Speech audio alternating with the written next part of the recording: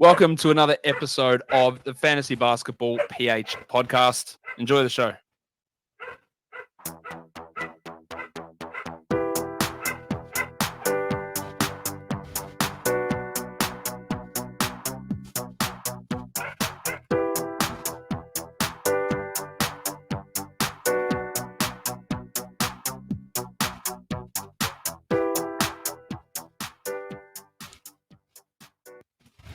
What is up mga paps? This is your fantasy papi from Fantasy Basketball PH, Papi Roy, baby. So ayun, shoutout muna tayo dun sa ating kapitbahay na may aso. Medyo shoutout siya sa atin mga paps. Ngayon lang ulit tayo nakapag-record ng medyo umaga eh. So marami tayong guest na external factors. Pero maganda yan para talagang ramdam nyo na ano yan, walang halong chemical, purong natural. Yan. So, dahil mag-uumpisa na yung ating season, para sa akin, isa sa pinaka-importanting ginagawa natin every year, if we really want to, up our game, is to always review ano ba yung kinalabasan ng draft mo. Aside from that, bukod dun sa performance mo, also review ano yung performance ng mga kalaban mo. Kasi, else hindi tayo mag-i-improve every year pare-parehas lang ang gagawin natin. And then, mapapansin natin, for every season may progression eh. There's always a trend. Remember those years na, 'pag last pick ako, Andre Drummond, DeAndre Jordan agad. Parang gano'n. Gone are the days na gano'n yung diskarte.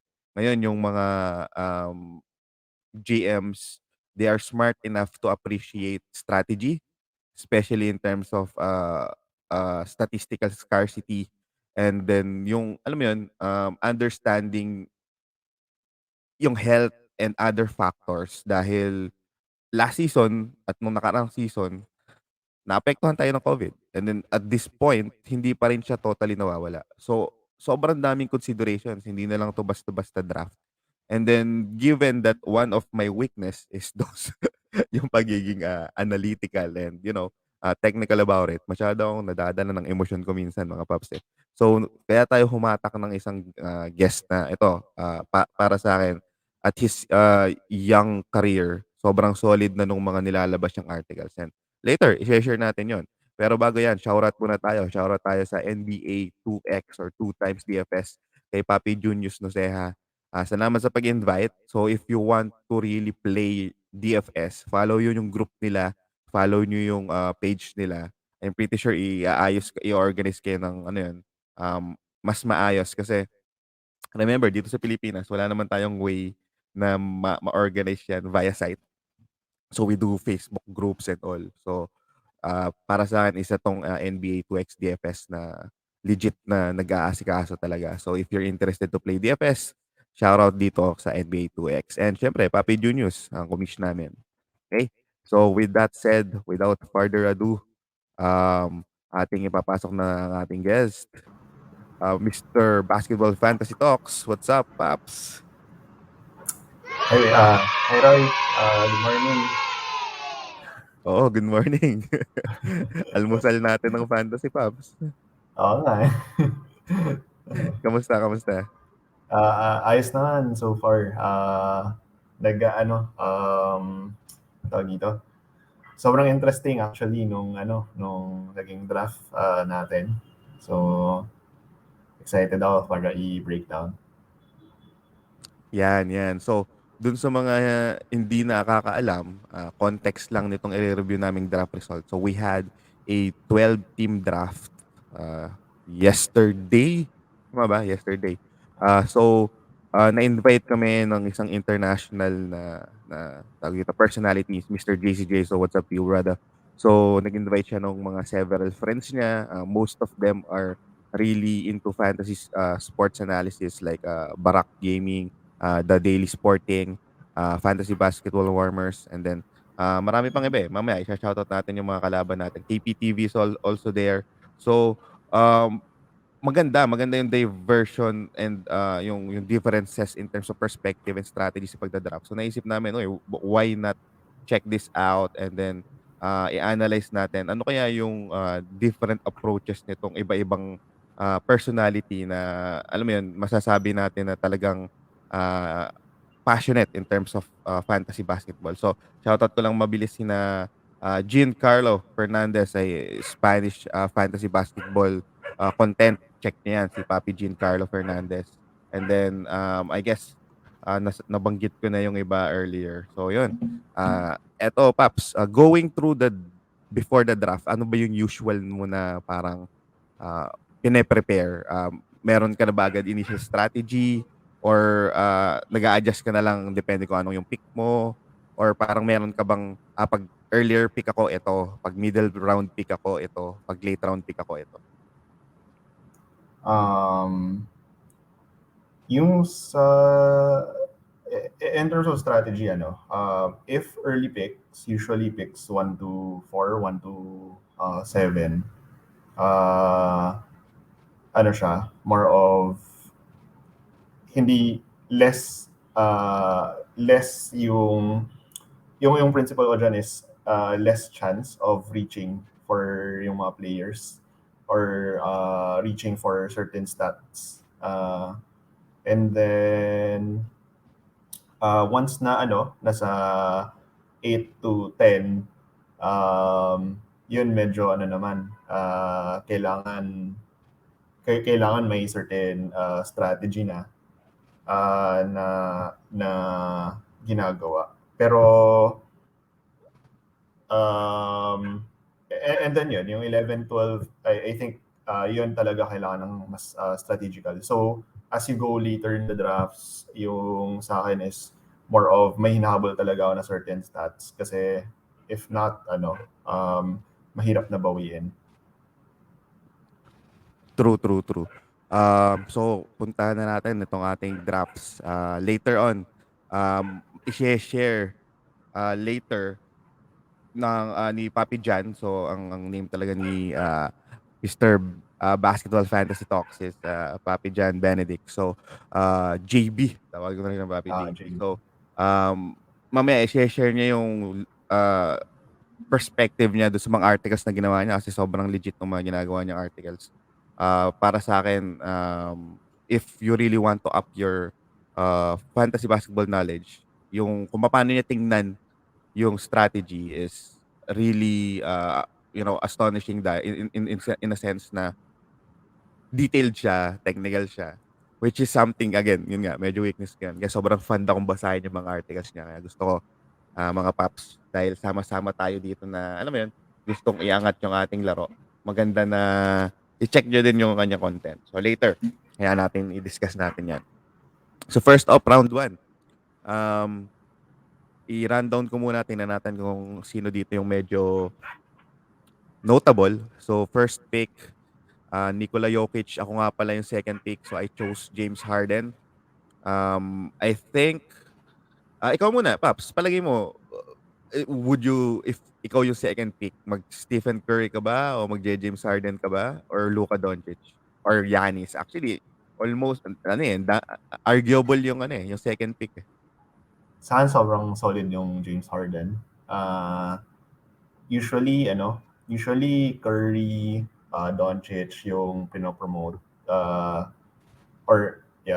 Usually Curry actually yung pinopromote sa second pick. Pero pag tinignan mo si James Harden, arguably siya for number 1 pick siya. So yung reason kasi kaya bumagsak si James Harden last season is dahil nagpapatrade siya so hindi siya nag-workout, and then dahil hindi siya nag-workout mas mabilis siya na-injure. Pero pag tiningnan mo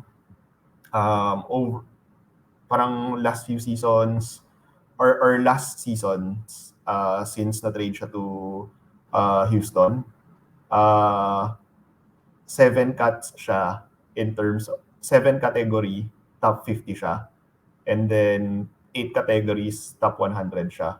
So yung 9 category na hindi siya top 100 is turnovers. Pero solid si James Harden.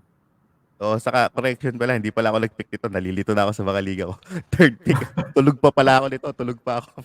So, medyo na late tayo. Buti na lang ginising tayo ni Papa JB sa ni Papi KP and Anton.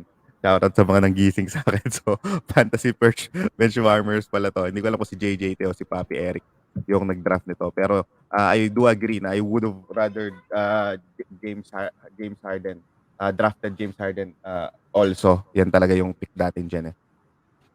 Kung So, gising ka, kung gising ka, ida-draft mo ba si Curry?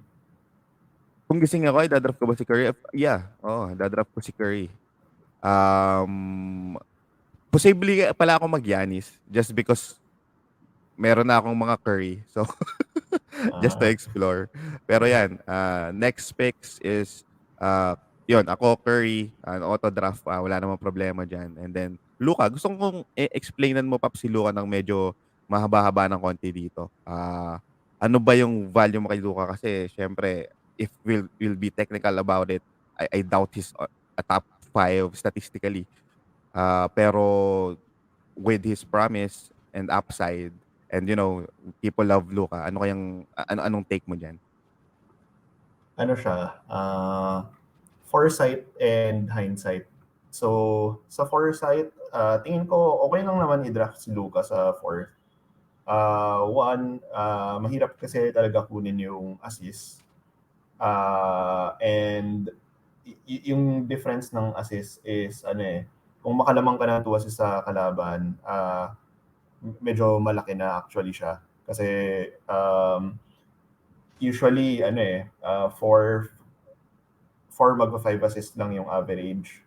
And then si Luka one of the highest aside from si Doncic at saka si Trae Young. Kaya okay siya. And then for a guard, solid rin siya in terms of rebounds and sure makakuha ka ng points tsaka threes. So essentially siya. Luka is at least 4 categories na top 50 or even top 25. Tapos, I think yung argument kay Luka usually is free throw. Pero, yung tingin ko dyan is, based sa mga drafts ko, middle of the pack na free throws na sa 77 to 78%. Si Luka, nandun rin yung free throw actually niya. Nandun rin yung range niya. Nasa 78 to 77% yung range niya in terms of free throw percentage. So, manageable yun. And then, turnovers, I guess, mababawi mo rin yung turnovers kay Luka. So, yun yung sa foresight. Meaning, hindi mo pa i-analyze yung ibang picks nila. Pero, pag tinignan mo yung hindsight din, so, for yung team ni Medium Rare, ang ganda ng combo. Ang ganda ng combo niya. Pinik niya si Luka, pinik niya si Lamelo, tsaka si Randle. All good sa assist. So, parang tingin ko, habol rin niya yung assist as a stat. So, yun yung yun yung thoughts ko kay Luka. Yeah, agree naman ako dyan. And again, ako personally, if fan ka ni Luka, actually, if fan ka ng kahit sinong player, basta hindi naman like 2 rounds yung difference nung alam mo yun, nung regular tawag dito statistical result in the historically. Para sa akin, kunin mo yan kasi say for example, kumuha ka ng medyo boring na player, say for example Kevin Durant. Kumuha ka ng Kevin Durant. Eh gusto mo talaga si Luka. Oo, if Kevin Durant is healthy, he was a previous number 1 player in fantasy. So, there's a big chance na ma-reclaim niya yun. Kaso, mag-enjoy ka ba? Ako kasi talaga, isa sa mga mantra ko is there's a reason why it's called fantasy basketball. Kasi yun eh. Parang we are GMs here. We're trying to build a team around what we think is, tawag dito, is good for us. It doesn't necessarily mean it's right. It doesn't necessarily mean na yan yung pinaka-solid na composition. Pero, does everyone know? Does anyone know kung ano yung kakalabasan next season? What if ma-injured si Harden? What if ma-injured si Jokic? Then, their value goes kaput, di ba? So, yun yung ano dito. Though we're being guided by the historical, like, injury histories and statistical histories, para sa akin, wag nating kakalimutan yung part na yun. Kasi, it will take away the fun eh. Para sa akin, yun yung nagbibigay sa atin nung energy and passion to really play fantasy basketball. Yan. So, tingnan Agree. natin yung mga next picks dito.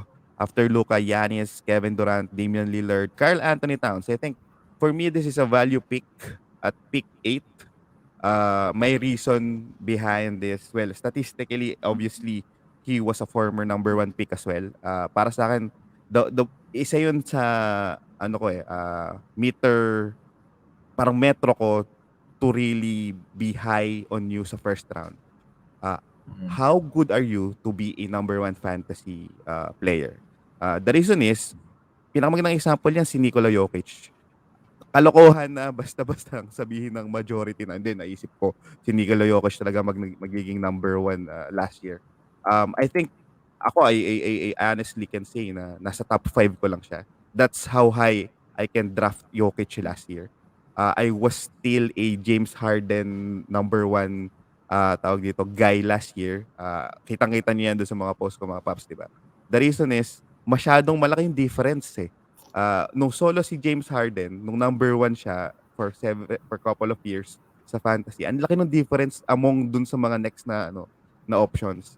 Eh syempre nagkaroon ng injury si Stephen Curry, nagkaroon ng injury si Anthony Davis, si tawag dito, Kevin Durant. Tapos itong si tawag dito, Karl Anthony Towns nagkaroon din ng injury prior season. Tapos yun nga yung special case niya. Giannis and Luka, promising, pero again, if you want punt initially, out of the question agad sila, hindi mo agad sila pipiliin, 'di ba? So that's the reason why I think si James Harden din, alam mo yan, kahit bumaba pa yung ibang stats niya, feeling ko he'll still be within the top 3, which make that pick kind of like safe for you. And then syempre, statistically, scarce yung assist eh.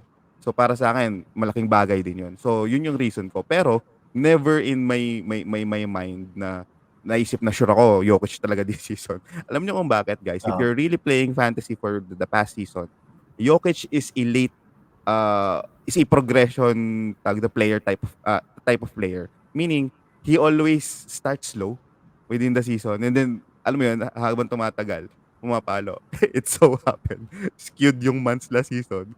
Ang biro ko nga doon, nalagpasan na yung slow start ni Jokic. Nag-umpisa na sa hot start kasi hindi siya hindi siya nag-start regular month of the season. So, yun yung biro ko, kaya number 1 si Jokic. Pero ikaw, Paps, anong masasabi mo dito sa Karl Anthony Towns pick na to?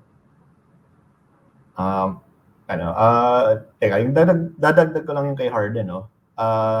Yung steals, sobrang laking factor yung steals sa kanya. Last season, yung steals niya close to 2 pa rin. Tapos yung blocks niya close to 1. 0.8 yung blocks niya last season.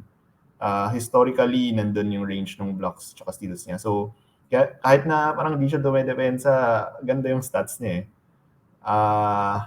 So yun, si Kat, Actually, totoo yan, Paps. Kasi yung hindi ko naman masasabing regular fantasy fans, pero siguro yung mainstream fans, inuuna yung emosyon eh. Na, naku, bobo dumepensa to si Harden. Kasi just to add, aside from those assists, he is actually providing above average blocks, out of position blocks coming from a guard. Compared to other guards, mas madami pa nakukuha si James Harden. So if you're listening now and you're watching, I suggest na i-check mo yung mga stats ni Harden. Kasi hindi talaga siya, well, iba kasi yung statistical defense versus yung regular defense. So, pasok ko lang quickly yung, for example, Ludort. So, Ludort initially, reverse siya ni James Harden. That people in fantasy world thinks that Ludort is a great defender. Pero hindi siya nagtatranslate into fantasy stats eh. It improved last year, nung padulo na, pero kung mapapansin mo, ang nagpataas ng value niya last year wasn't his defense. It's actually yung points na binomba niya, nung pinag-uupo na ng OKC yung mga players. Eh. Hindi naman yung depensa niya. Eh. Pero yun yung para sa akin na magandang example. Eh. In reality, people thinks James Harden doesn't defend. But in fantasy, he's actually a good defender. Maybe not a great defender, but in his position and what he offers to the table as a whole, okay na defender siya. Ito namang si Ludort, feeling ng lahat, kailangan ko ng steals, kukunin ko si Ludort. Actually, hindi. it really doesn't translate into fantasy. So, yun, gusto ko lang quickly ipasok yun kasi magandang angle yun eh, na makita mo ano yung difference in reality and then in fantasy. So, go ahead, Paps. Yeah, exactly. Yung tamang sinabi mo. Yung kay Kat, tingin ko, yan, same thing, value pick siya. In terms of categories, lahat kuha niya rin eh. And kung natatandaan mo yung 2019 season, nung start, meron siyang 3 points, rebound, assist, parang 6 assists per game. Threes niya nasa 2 magti-3 na assist. Tapos, 2.7 yata eh. 2-3 yung threes niya. And then, steals, blocks. Ang lakas niya, solid. Parang 3 yata combined. Ang problema na injure siya nung season na yun. So, I think if tinake away mo yung injury risk si Kat, pwede siya mag top 1 possibly. Yung thing lang talaga is may chance na ma-injure siya. Yun yung nagpapababa sa kanya. Pero do you Pero really believe na mapapasok mo na siya doon sa category na yun, na injury prone? Kasi remember, the first 3 years in his career, Ironman siya. Hindi siya nagmi-miss ng game. All 82 games nilaro niya. And then, yung first time na na-injury siya, he played 77, which is, super high para batawag na injury prone. And then, the past 2 years or past 2 seasons are driven by of course, yung injury. Pero more of like as a whole kasi nagkaroon ng COVID cases, yung nangyari sa pamilya niya. Para sa akin, kasi ako personally, para sa akin bulag to eh, si Karl Anthony Towns. Ah, mas mas iko mas logical para sa akin na isipin na kaya ko siya ida-draft ng lower than usual is paano siya magme-mesh kasi healthy na si D'Lo. Paano siya na magme-mesh kasi emerging na si Anthony Edwards. So mas logical sa akin na isipin 'yun para to think na baka bumaba ang laro. Pero generally hindi ko din maiisip na bababa ang laro niya kasi now he has capable players to really play around with. So kaya nga para sa akin kung iisipin kung mahihirapan ako kasi ako banu ako mag-draft 'pag ang umpisa kong player is forward. So, kunwari nagkaroon na ako dun sa instance na ang pipiliin ko si Durant tapos may Karl Anthony Towns. So, automatically pipiliin ko si Karl Anthony Towns kasi mas concerned pa ako dun sa injury risk actually hindi injury risk more of injury maintenance ni Kevin Durant over kay Karl Anthony Towns. And then you're actually starting with a big. So, para sa akin advantage din 'yan. yung kay Towns, kaya ano siya, share ko lang isang perspective ko. So, basically, I'm doing this part-time and majority siguro ng fantasy part-time din. So, yung reason kaya nagpe-place ako ng factor dun sa games played at player risk is dahil kung may ma-injure na player na nasa nasa first round pick ko na grabe yung injury, mas mapapaisip ka and baka walang time to do some adjustments, ganun. So, yun yung thought process ko with regards to assessing yung risk. Yung second with Towns is yung kaya ko siya classify as siguro mag-miss siya ng mga 10 games. Hindi siya high risk eh. Parang mid risk siya. Probably yun, mga 10 games miss or mga 12 max, ganon. So, dahil yung injury niya, kaya siya nag-miss ng season is Achilles. So, pag Achilles yung injury mo, pwedeng sumakit yung foot mo, so hindi ka makatakbo ng ganun kabilis. Or kailangan mas ma-exert yung mga leg muscles mo, yung upper body, ganun. So, essentially, pag Achilles, pag knee injuries, usually, pwedeng ma-injure yung iba pang parts ng leg muscles. Kaya para sa akin, hindi ako medical pero based lang sa mga na-experience ko playing personally, yun yung risk with those types of injuries. Kaya hindi ko si Towns pick if top 3, top 5, pero dun sa 8th pick, sobrang reasonable niya. If bumagsak siya sa 11, 12, 13, by any chance, kunin mo kaagad siya. Kasi magaling siya in terms of fantasy. So, Paps, Durant or Karl Anthony Towns? Towns. Kay Durant, ACL rin eh. So, True. mag-rest talaga yon si Durant.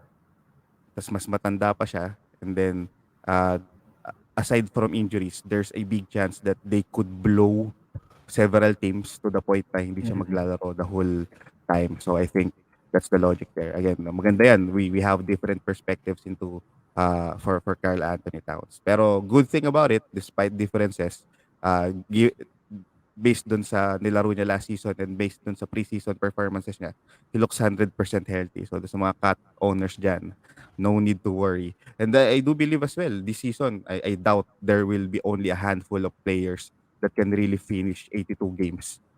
Dahil dun sa several factors. Sa regular season kasi, um, mas may chance. Pero with the random COVID cases and all, uh, kino-consider ko din yung factor na yun eh. So, para sa akin, nagma-minus na agad ako sa lahat ng games.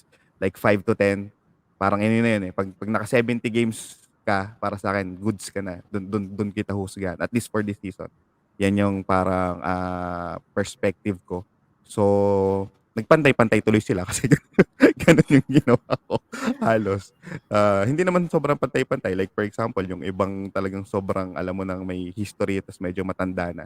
Yun, medyo ida-down natin. Okay.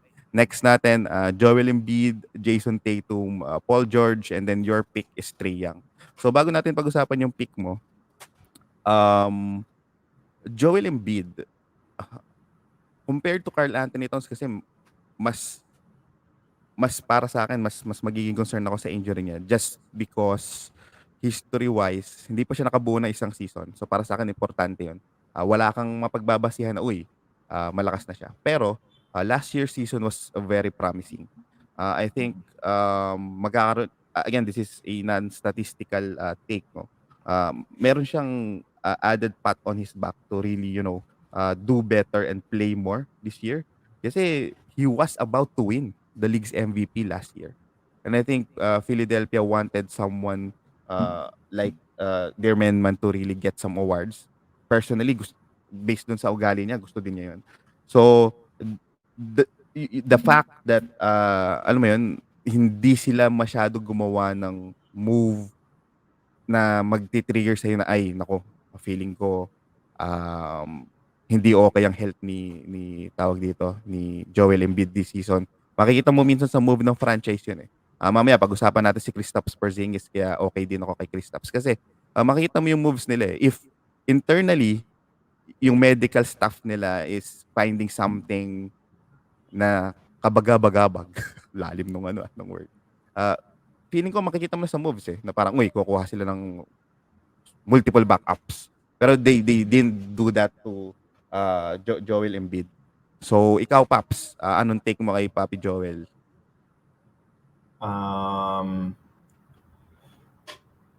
Honestly, super risky para sa akin si Joel Embiid.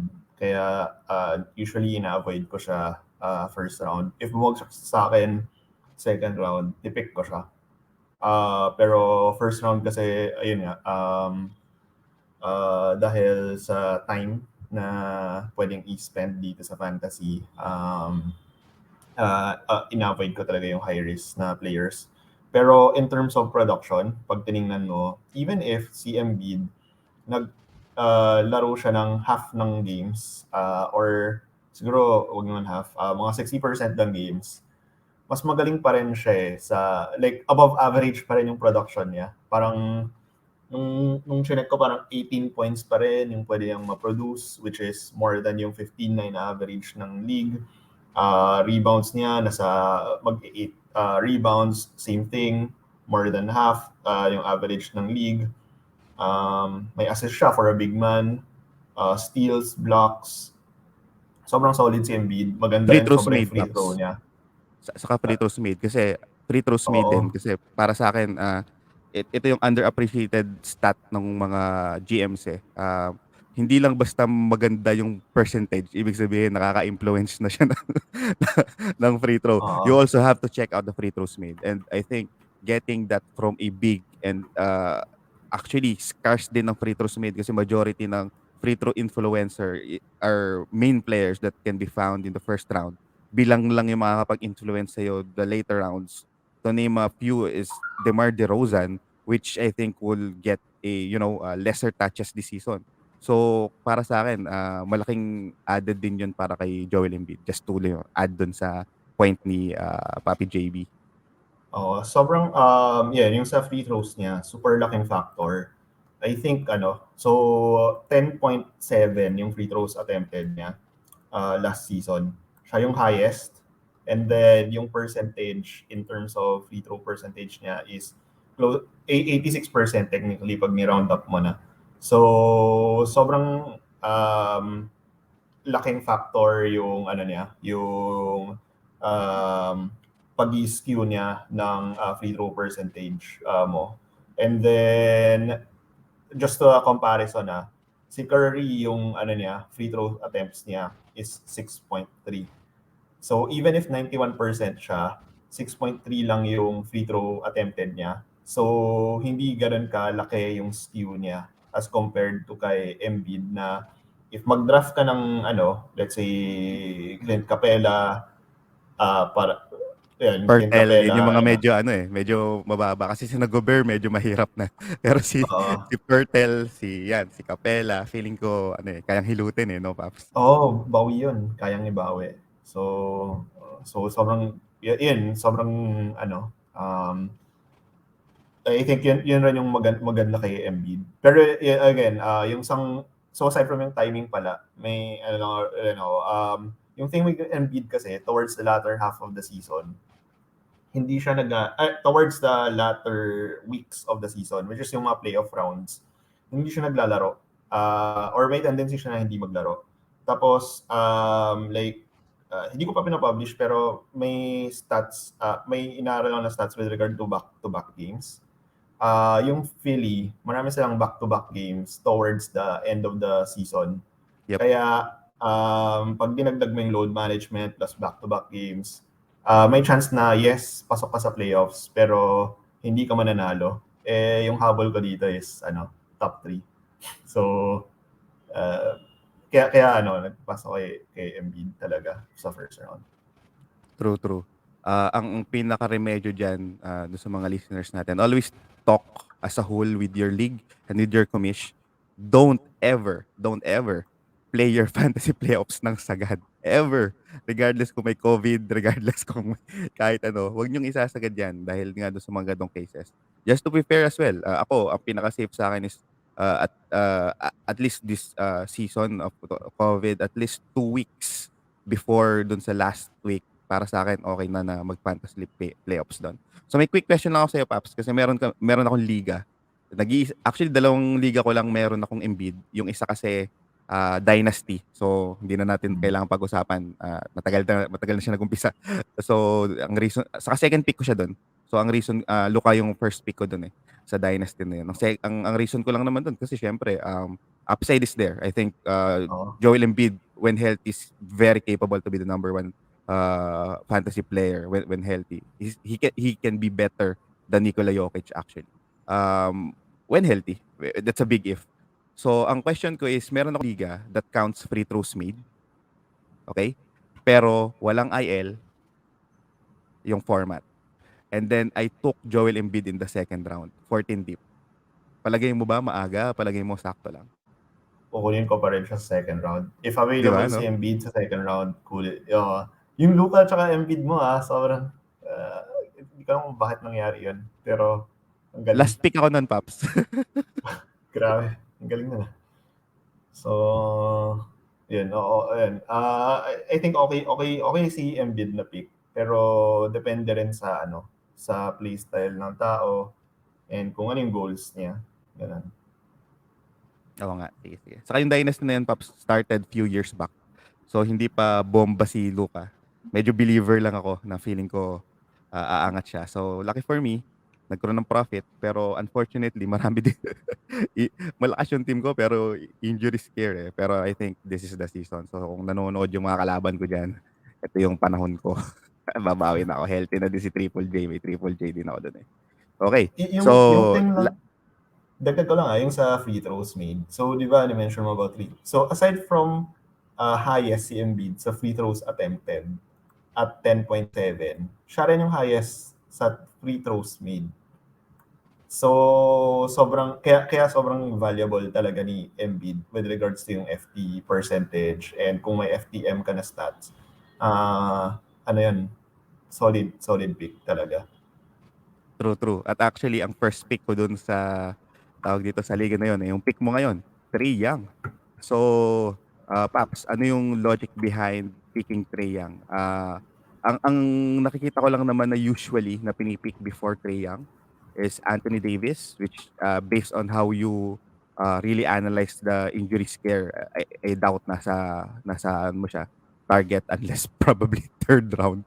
Pero isa pa is Bradley Beal, pero questionable din yung kanyang tawag dito status based dun sa kanyang stand for COVID. And then maybe Rudy Gobert kung gusto mo na mag-punt. Pero nakuha mo na si Gobert. And then the question here is why Trae Young? Looking at last year's statistics, medyo despite yung performance niya, hopefully ma-carry over niya this season yung playoff performance niya. Bumaba kasi yung free throws made niya. So gusto kong pag-usapan kasi yung bagong rule. So bumaba na siya last season with actually without that rule. Eh ngayon, i-implement na yung rule na yon. So what is your perspective in terms of Trace free throws made? Kasi similar to Embiid, aside dun sa points, aside dun sa tres, aside dun sa assist, isa din to dun sa binobode na statistical strength ni Trae Young. Kay Trae Young, teka, may kwento lang ako dyan. So, nung draft ko si Trae Young, and nung pinipili ko kung sino yung draft for yung 12th round, pumapasok sa utak ko si Dan Besfres, if nakikinig kayo dun sa I think na-feature siya dito. Na-feature siya. Parang ayaw niya kay Trae Young. So, parang legit na yung reasons niya kaya ayaw niya. Pero yun, reason why is kaya ako pinili si Trae Young is dahil yes, bumaba yung free throws made niya, pero hindi naman ganun kalaki yung drop. Tumas pa yung, tapos, so yung numbers would be from 8 free throws made and 9.3 free throws attempted nung 2019 season. Nung 2020, 7.7 free throws made. So parang 0.3, maliit lang yun eh. And then yung free throws attempted, 0.6, yung difference, maliit lang rin. Free throw percentage niya, tumaas pa last season. I think yung pumangit sa kanya last season would be yung threes made. So from 3.4 bumagsak siya to 2. Yun yung I guess naging pangit sa kanya. Pero yung perspective ko kasi dito sa sa 12 round basically last pick of any draft. Usually kung ano yung combo na available. So, yung mga iba't ibang combo na inisip ko would be Trae Young and LaMelo para solid na kagad yung assist. And then third round, fourth round, draft na ako ng Double bigs. Double bigs. Yung isang inisip ko rin would be if hindi si Trae Young, available pa dito si Bradley Beal. Yun yung isang naisip ko na, baka kunin si Bradley Beal. Kasi people are actually staying away from Bradley Beal for some reason. Ako, kung nandiyan ako sa dulo, hindi ako magdadalawang isip actually kay Bradley Beal. There's a concern, yes, Pero yung manageable compared dun sa case ni tawag dito, Oh, sa case ni Kyrie or ni tawag dito. Actually, ni Kyrie. So, yun. Go ahead, bro. honestly, hindi ko gets yung loss dun sa sa vaccination. Meaning hindi ko na intindihan siya in full. Pero nagigets ko ano yung ibig sabihin niya and bakit nandun siya. So, pero yung kay Bradley Beal, nakaka- hindi ganun kalaki yung risk in terms of yung sa vaccination. Kaya hindi ko lang pinik si Bradley Beal is dahil hindi ko alam kung ano yung injury history niya. Kasi last year na-injure siya eh. And yes, years before durable siya sobra. Pero dahil hindi ko alam, medyo nag-stay away muna ako from kay Bill. Pero nasa option ko siya dahil magaling okay siya in terms of points, threes, rebounds. May assist rin siya. Pero at the end of the day, naisip ko ang gusto ko ilaro right now na strategy would be gusto ko makuha yung assist and kailangan ko ng scorer at the start. And si Trae Young, I think 25 points per game na scorer. Plus minus actually dapat mas mataas siya ng konti kasi yung times na bumaba yung points per game is dahil naglalaro siya tapos na-injure siya. Tapos yung score niya yata ng 8 games, may 8 points lang. Tapos may 2 o 3 games siya na ganun, kaya biglang bumagsak. May chance rin siya para mag 50 points. So kung nagkamali ako ng draft, hindi ko lang ma-draft na malakas sa points in the latter rounds, yung naging thought process ko is pwede naman ako bigyan ng pag makachamba ko, makakabigay si Trae Young ng 40 points for ilang games. So yun. Yun yung thought process ko with Trae Young. And yun, part na rin siya with yung combo with si Gobert. I guess in terms of yung sa second round, kaya hindi ko rin pinili si Anthony Davis dahil yun nga na-mention about injury. Pero nakakatakot si Anthony Davis na napapaisip ako kung dapat pinik ko ba siya hindi. So yun. Too much to take for this season for me as well. Though, given dun sa medyo pagiging risk taker ko, baka kinuha ko yan. Pero I do understand. If it's a super competitive league, definitely hindi ko din siya kukunin. Ang dami Bukod dun sa injury scare, there's Russell Westbrook playing with him.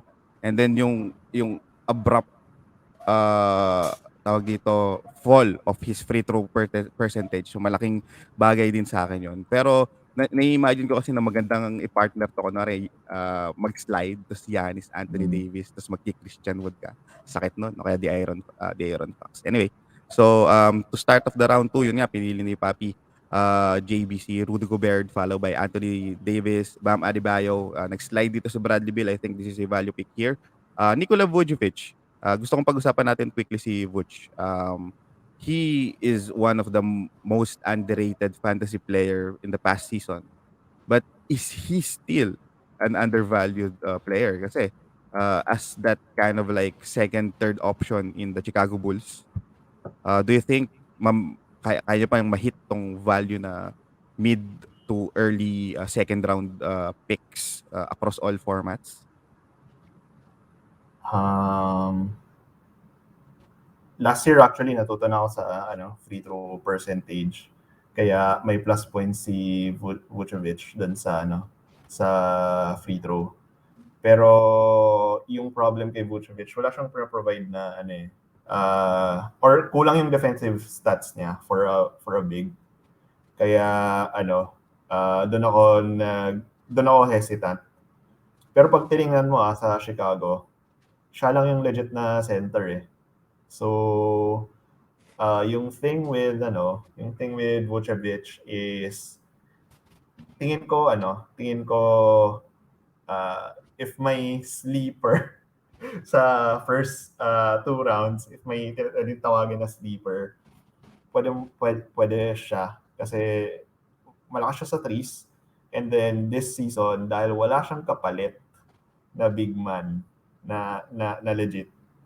Pwede siyang sa 14 rebounds per game. Yun lang yung tingin ko. Pero hindi ko exactly sure. Pero may hunch ako na possible breakout year siya in terms of rebounds. Bababa points niya, nandun yung threes. Wala siyang masyadong defensive stats as a big. Pero rebounds, Yeah, meron. ang magte-take ng hit talaga sa kanya is yung out of position dimes niya, especially with DeRozan and Lonzo Ball joining. Ang thing ko lang din dun sa ang isang dapat i-monitor din sa Chicago Bulls yung face nila eh. Kasi um, they love that tawag dito yung cross court, long court plays wherein Oo. actually Lonzo is getting that rebound or Lonzo is actually getting that assist and then Zach Levine or DeMar DeRozan running the other court. So isa din yung sa naisip ko eh. So actually it came to me na ay wala tong backup center. Tapos weird na pinagte-trade pa nila, tinrade pa nila si Tyus, no? So parang ano to, gagamitin nila ng 48 minutes si Vucevic. Oo nga. Pero yun, all considering, feeling ko ang isang nagpapabor din kay Vooch is yung ano eh, wala siyang heavy stat na malakas. So that's also people are wondering ba't ko kukunin to, di magsa-bonus na lang ako kasi mas gravy siya in like quick look dahil sa points and people love points. So alam mo na. So yun yung feeling ko reasoning. Ako I might have picked Jimmy Butler over these two bigs. Pero yun. And then as a transition, why is Jimmy Butler sleeping? Paps, hindi ka din bahay kay Jimmy Butler? Sa akin, load management lang. Yan yung pinaka-reason. Pero ano siya eh, 80% siya or 75 to 80% siya ni Paul George. Yan yung tingin ko. Kung gusto mo ng similar, first round like na stats, Jimmy Butler possible rin siya eh. And then 60% or pwede, upside niya, pwede siyang maging 80% ni KD in terms of yung stats. So, yung stats ni KD times 0.8 mo, yun yung stats ni Jimmy Butler. Which is sobrang ganda. 2 steals din. Yung hindi mo lang pwede bawasan is yung possibility niya for 2 steals. Sobrang galing niya sa depensa. Ang bilis nung kamay niya. And free throws, nandoon, free throw percentage. So, actually, close yung second round eh. Yung mindset ko dito sa second round is ano yung magandang combo with yung first round mo and ano yung hinahabol mo na ano ba talaga yung hinahabol mo na stats. Kaya interchangeable sa akin lahat sila. Pero katulad ng sinabi mo, I think I'll pick Jimmy Butler before Sabonis, before Vucevic. Kung magpipick ako ng kung i-value ko sila. Yep. Actually for me, siya naman ang aking tawag dito, sleeper dito sa second round. Actually in all formats and then kind of like that possible breakout season. People are really undervaluing the contract signing ni Jimmy Butler. I doubt that Miami will really kind of like, babawasan na kanyang games. Just because Jimmy Butler isn't that young. If iuupo mo siya, kung ikaw ang Miami, just for the reason na lamang kayo, which I doubt na basta-basta silang makakatambak ng mga kalaban. Kailan yung target mong year that you go all in? Kasi Laurie is aging, Jimmy Butler is aging. I think this is the 3-year window that they have. Yung doon sa mga Miami fans dyan, Papi Anton, pasensya na. Feeling ko their best shot was that finals with the Los Angeles Lakers. After that year, nagbago na lahat. Brooklyn got super better. Milwaukee got better. Even Charlotte got better. Boston is trying to be better. Toronto lang yung medyo sumablay. So, it's going to be hard for Miami to be the top East contender na hindi na natin nalimutan. I do believe in Spo. I do believe in their system. I do believe in Pat Riley, how they really composed their team. Pero, again, looking at the pieces, it's going to be hard for me to really believe na kaya nila yun. Pero they believe that kaya nila yun. And it really makes me think that Jimmy Butler is going big this season and maybe next season as well. That is also true for the games played. Again, ako, titignan ko lang if he hit 67 to 70 games para sa akin, panalong-panalo na yan. There was a week or there was a window last year that Jimmy Butler was the number one fantasy player when he was playing healthy. Ganun siya kalupit. Ang butas lang na makikita mo sa kanya is yung tres. So, again, that's my take for Jimmy Butler. Next couple of picks, Zach Levine, Lamelo Ball, Fred VanVleet, Chris Paul, and Michael Porter Jr. So, gusto ko i-share mo sa akin yung thoughts mo dito sa opposing players of the spectrum. Lamelo Ball and Chris Paul. What are your thoughts, Paps? Kasi isang bata sa isang Thunder. Gusto ko rin actually pick si Lamelo for if yun nga yung mag-point guard combo. Kasi mataas yung assist. Like first year niya 7 assists kaagad. So may chance na tumaas pa yon to 8 or 9 this season. Yung steals niya sobrang ganda rin. And for a guard, malakas siya mag-rebounds. May threes din siya. But yan, I guess iba yung pinili ko. Pero solid siya na pick. I-value ko nga talaga siya higher than Chris Paul, mainly because of yung steals na side, and dahil yung presumption na mas bata, baka mas durable, ganyan, even though na-injure siya last season. Chris Paul, believer na ako. Kaya muna, hindi nung nasa New Orleans kasi siya palagi siyang injure. In terms of fantasy, pero paborito ko siya na guardia nung nasa Hornets pa talaga siya. Non-fantasy. Pero ngayon, last year, 70 games played yata siya. Basta hindi siya masyadong na-injure. Oo, ang dami, Paps. Ang dami niya nilaro. Ever since nag-vegan diet siya, actually. Yun yung pinaka-difference. So, hindi ako vegan pero may something with Chris Paul na nahanap niya yung fountain of youth. So Silang yun. dalawa ni LBJ, Paps, kasi etong si LBJ, alam naman natin na banana boat buddies. So, yun talaga yung isang notable sa akin din sa mga Thunders na yan. Yung diet nila, grabe. Isa sa mga gusto ko kay LBJ and the likes of CP3 compared to other vets this generation, they actually they are diverting their finances for great use, which is their health.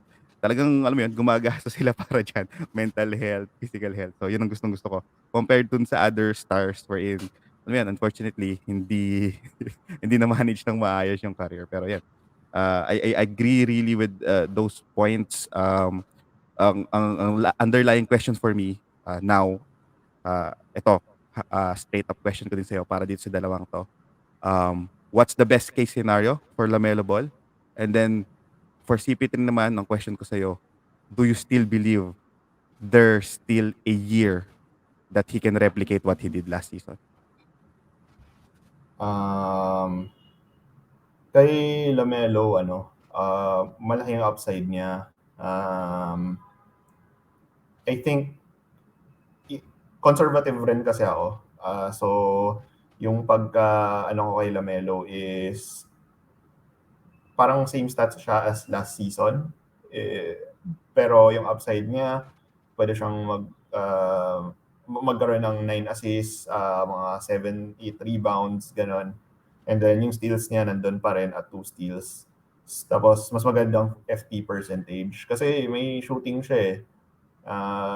So So yun yung tingin ko kay Lamelo. May upside siya pero I'll take the conservative route in terms of projections. Most likely same per game projections kay Lamelo. And hopefully this season hindi siya ma-injure para maging breakout year. And then si Chris Paul naman, tingin ko mas mababa ng konti yung games played niya. Pero siya magaling talaga siya maglaro, tsaka matalino. Yun yung isang reason, basically hindi sa pagbabastos kay Chris Paul pero Chris Paul light si Trae Young. Kaya ako rin gusto si Trae Young. And that's the thing with Chris Paul. Parang sure, dahil sa play style niya, kaya niyang makakuha ng assist, sobrang talino niya. Ang hirap mo siya agawan, kaya maganda rin yung turnover rate niya, yung assist turnover ratio niya.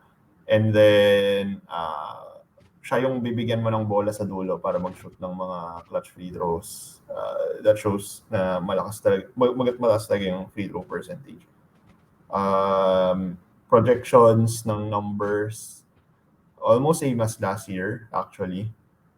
From a per game perspective, bawasan mo lang siguro ng 5 games played. I think legit na may fountain of youth siya. So yan. Ako, tawag dito. Medyo madidipik to nung next pick ko sa round 3. Pero for me, I'll be conservative for Chris Paul this year. It has been 2 straight years that he made me a believer as well. Pero at some point, it will decline.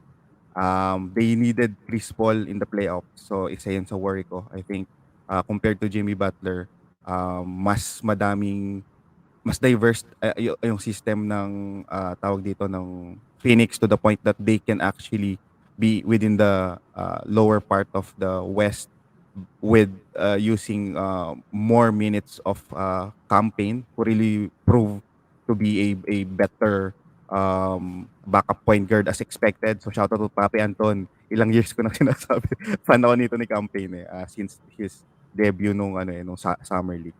And then shout out din kay Papi Lo, which is the number 1 point guard fan kay Chris Paul. Talagang sobrang solid nito no Chris Paul. Pero I personally would take him in round 3 just because there are a lot of upside picks available in that area.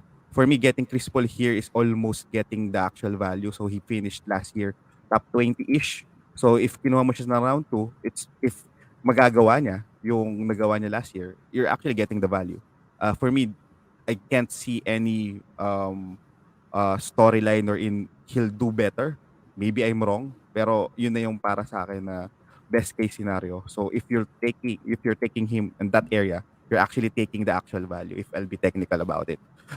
Pero again, scarcity wise, assist kailangan mo yan sa umpisa. So if you're wanting to lack assist, which is feeling ko ito yung plano ni Fantasy Benchwarmers given combo with Harden. So I would definitely do that path as well. So going for back-to-back papuntang round 3, Mr. Taco, Steven, ginawa niya Michael Porter saka Devin Booker. Devin Booker, nag-slide to pag ang kalaro mo medyo technical kasi Devin Booker actually didn't finish in the top 50 last year. At ang reason dyan yung sobrang elaborate explanation ni Papi JP kay Chris Paul. That's the Devin Booker killer. And if you'll think about it, the last time na si Devin Booker was without Chris Paul, dun siya pumasok sa round 2-ish value. Pero those were driven by his efficiency. So ito, okay din to kasi ngayon mga paps, ito palang ginagawa namin, ninanamnam natin to mga early rounds kasi ito yung anchor mo, then medyo ipapass-pace na namin yung analysis dun sa mga mid to late.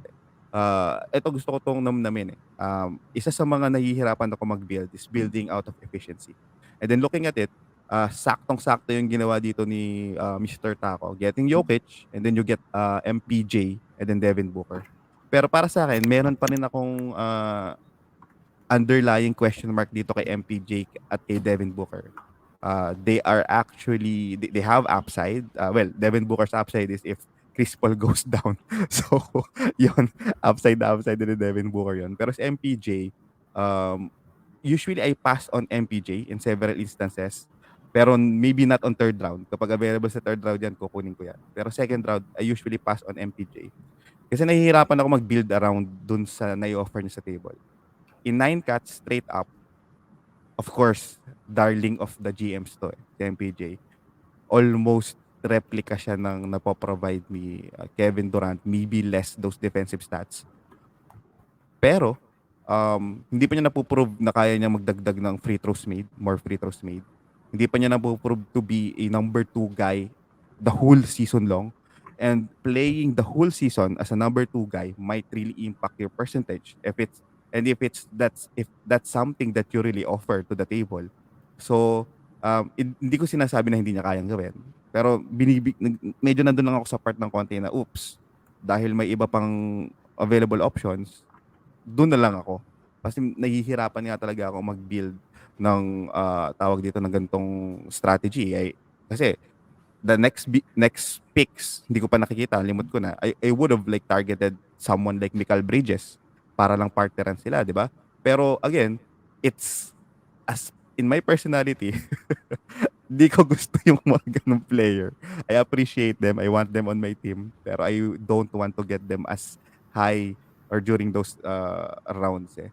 Ikaw, Paps, anong take mo sa gantong approach? Feeling ko mas kaya mong i-pull off to eh. Yung depending on efficiency and malinis na 9 cut actually. So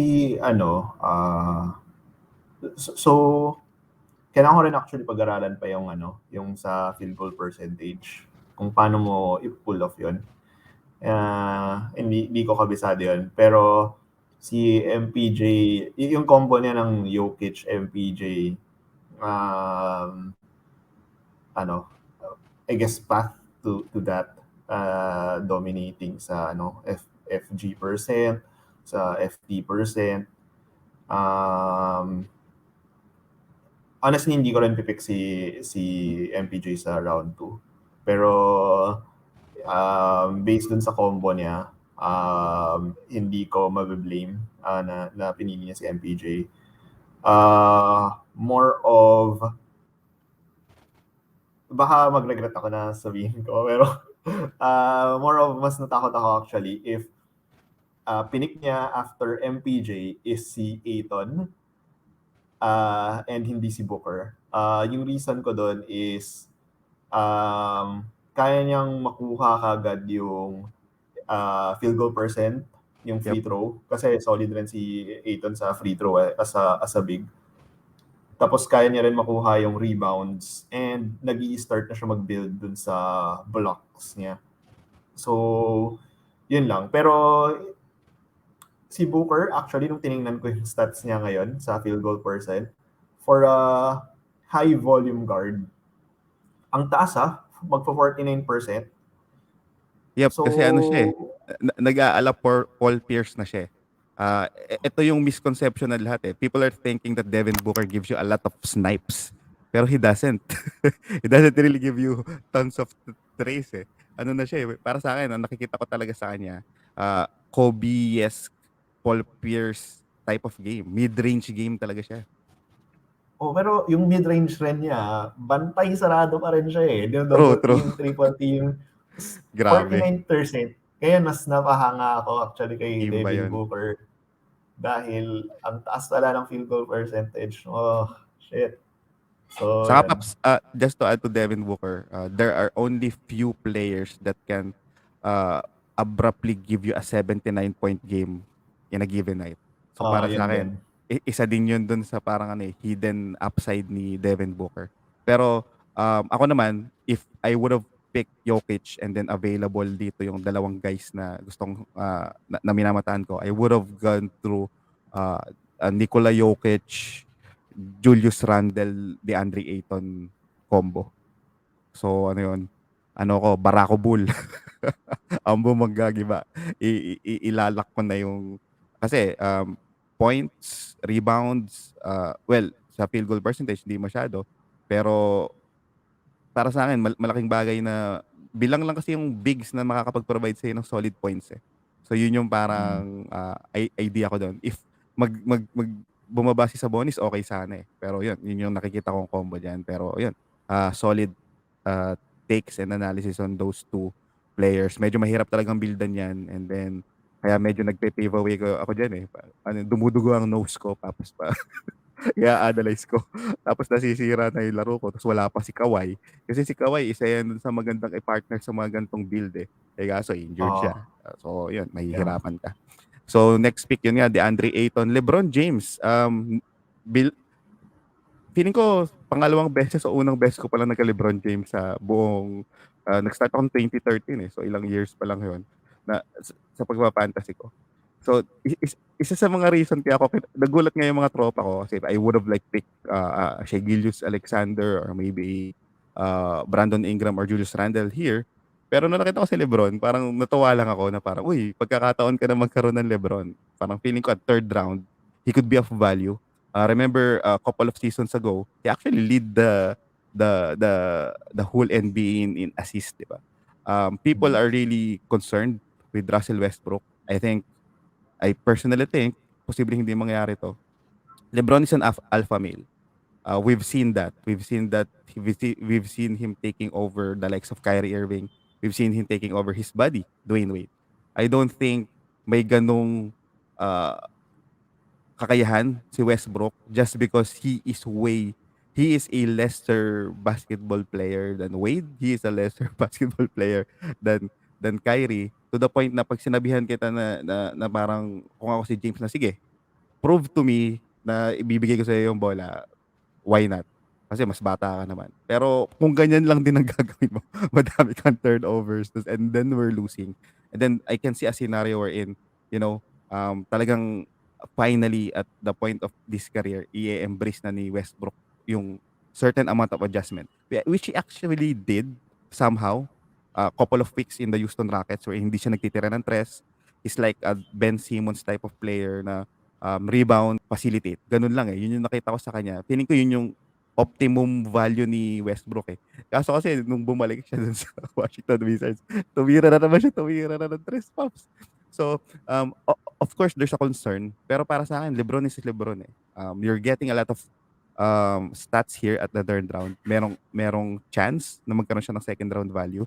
Also there's a chance na iupo siya. O baka ma-injury siya. Pero I'm taking this risk. I don't know, just because hindi pa rin siguro ako nakakuha ng LeBron. And then mas nakikita ko na gustong manalo ng Lakers to the point that they actually won't win this season if they won't play a lot of LeBron James. Ang nakikita ko lang na issue dito, actually hindi issue eh. Mas nagugustuhan ko nga eh. Feeling ko Lakers isn't composed better than people expect them to be composed. Hindi siya sobrang lakas eh. I don't think they can actually blow out teams. Feeling ko kaya tong palagan just because adjustment period, no solid shooters, meron talagang role players. Pero alam mo yun, so yung konting-konting angle na yun, naisip ko, actually di ko inisip, dinisend ko na lang pala. Sabi ko, uy, LeBron James na to. Ikaw, Paps, kasi there's a lot of LeBron James fans out there for sure. Tingin ko solid siya, especially for third round.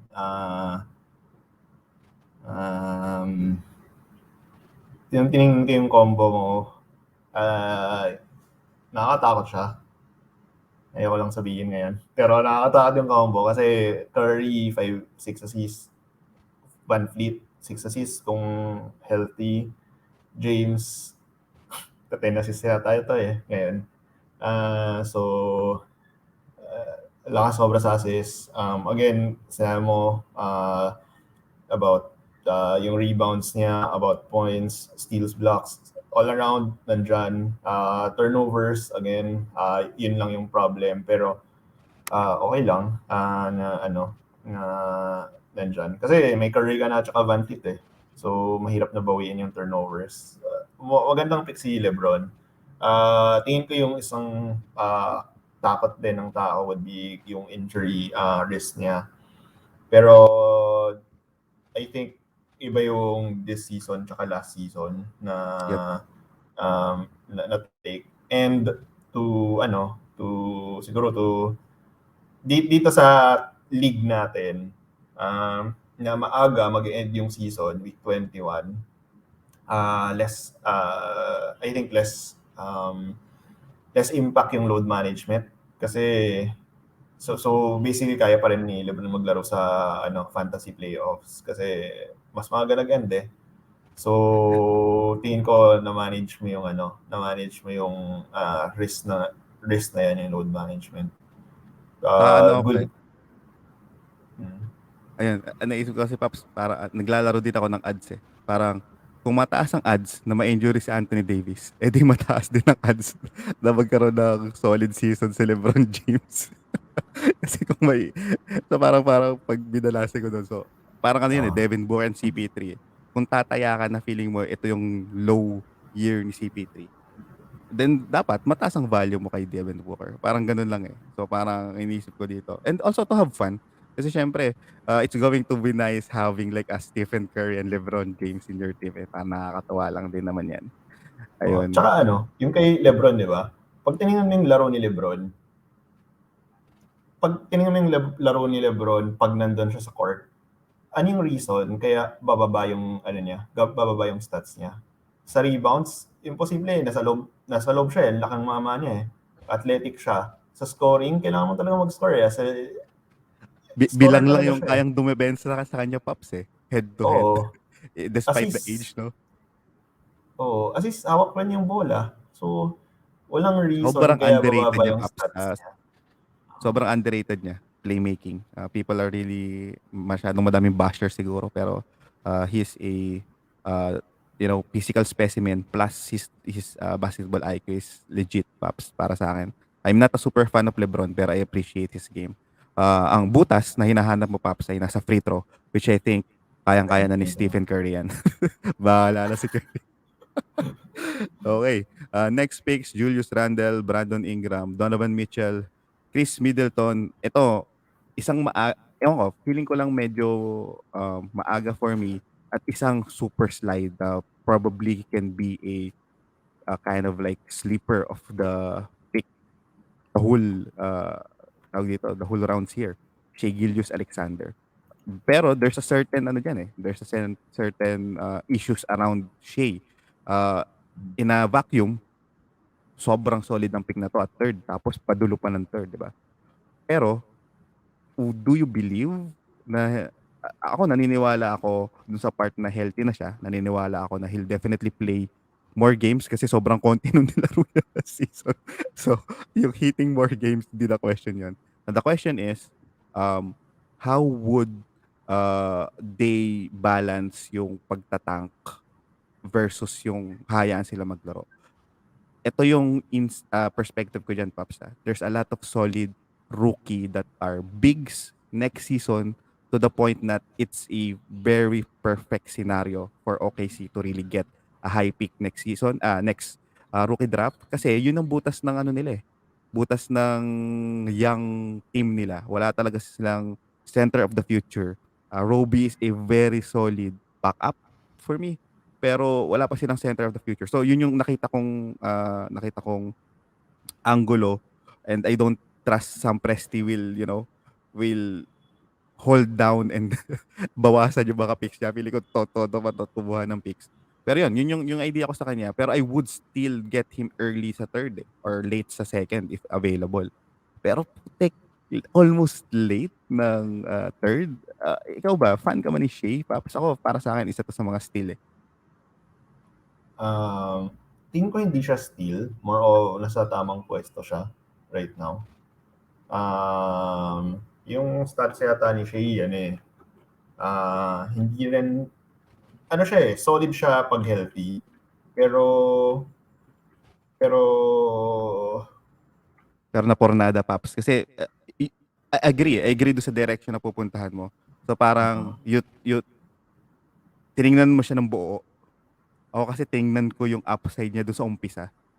Kung ano yung nilip niya And then kasi pag pinapanood mo siya maglaro, he's one of the younger players na smooth maglaro Mm. eh. Hindi siya pilit, hindi siya, alam mo yun, bangga-bangga. Kalmado lang siya eh.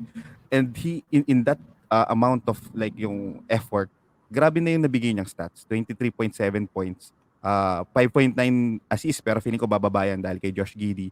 And then almost lagpas sa kalahati. Almost one steal, almost 8.8.7 blocks na. And then sakto lang din yung rebounds, almost 5 din. So para sa akin, gravy siya. Pero again, I really respect yung if you look at it in a bigger landscape, bababa talaga yung value niya. Kasi una-una, ano ang tinitingnan ako, looking at it, ang tinitingnan ko lang yung angulo ng upside. Hindi ko masyado na consider yung different factors pa. Kaya, yes, sure. I would also see na talagang sakto lang siya dito. So, quick question, Paps. How many games do you think Shea will play? Estimate. Tingin ko mga 60-70% ng games. Yun lang yung estimate ko dahil hindi ko exactly sure kung ano yung injury niya. Yun, plantar, foot. Yeah, 70%. Ganun. 56, ganun. 7. Kasama siya sa high category. Foot injury eh. Masakit yan pag tumatakbo ka ng ganun, plantar fasciitis. Actually, hindi ako concerned dun sa injury niya. Alam mo kung kanino ako concerned? Kay Sam Presti. Kasi feeling ko, umaray lang ng konti yan, iuupo na yan. Kasi alam mo yun, parang yung actual injury scare na ma-injury na super gruesome, hindi ako masyado concerned doon. Mas concerned ako sa pagiging conservative ng OKC kasi it's also one good reason para, alam mo yun, ipahinga siya. Actually, last season, feeling ko, wala silang masyadong binigay na info about the injury. I sure it's a foot injury pero I see several players that kung kailangan magagawa ng paraan. Pero the fact na hindi sila nagbibigay ng info, feeling ko yeah, it's a way of tanking. Kaya yun, that's the reason why as well na hindi ko din siya hard kinukuha eh. Pero hard ko siyang kinuha sa Dynasty League ko. As in, sinure ko na second round mapunta sa akin si Shea. Pero sa redrafts, similar to your case, hindi ko siya tatargetin sa first half of the second round. Pero kung nasa bandang dulo ako, depende kung sino first pick ko, I would take chance for Shea. Reverse dun sa pinapakita ni Shea, quickly natin pag-usapan itong dalawang players na to. Para sa akin, underrated guards. Tatlo pala sila dito. Isang vet sa dalawang young. Fax, Holiday, and Morant. Itong si Fax, na randoman drug test Paps kasi nag-post ng Patak. nag-post ng biceps eh. Ayan. Randoman ng NBA. Yung isa naman galing sa Olympics, legit stable. Para sa akin sobrang safe pick nito, Drew Holiday. At yung isa to sa mga parang hindi naman masasabing controversial pero iniiwasan ng mga fantasy experts for some reason. I understand yung kakulangan niya sa stats for a guard kasi may tayo may checklist tayo sa guard eh. Kailangan tumitira ka ng tres, kailangan may steal ka, kailangan may assist ka, saka kailangan may points ka. Kasi babasagin na agad ang pangkaraniwang guard ng field goals sa turnovers mo eh. So you should be good at least in those 4 to 5 cuts, di ba? Pero para sa akin, getting a 20-10 for a head, on a almost daily basis para sa head-to-head.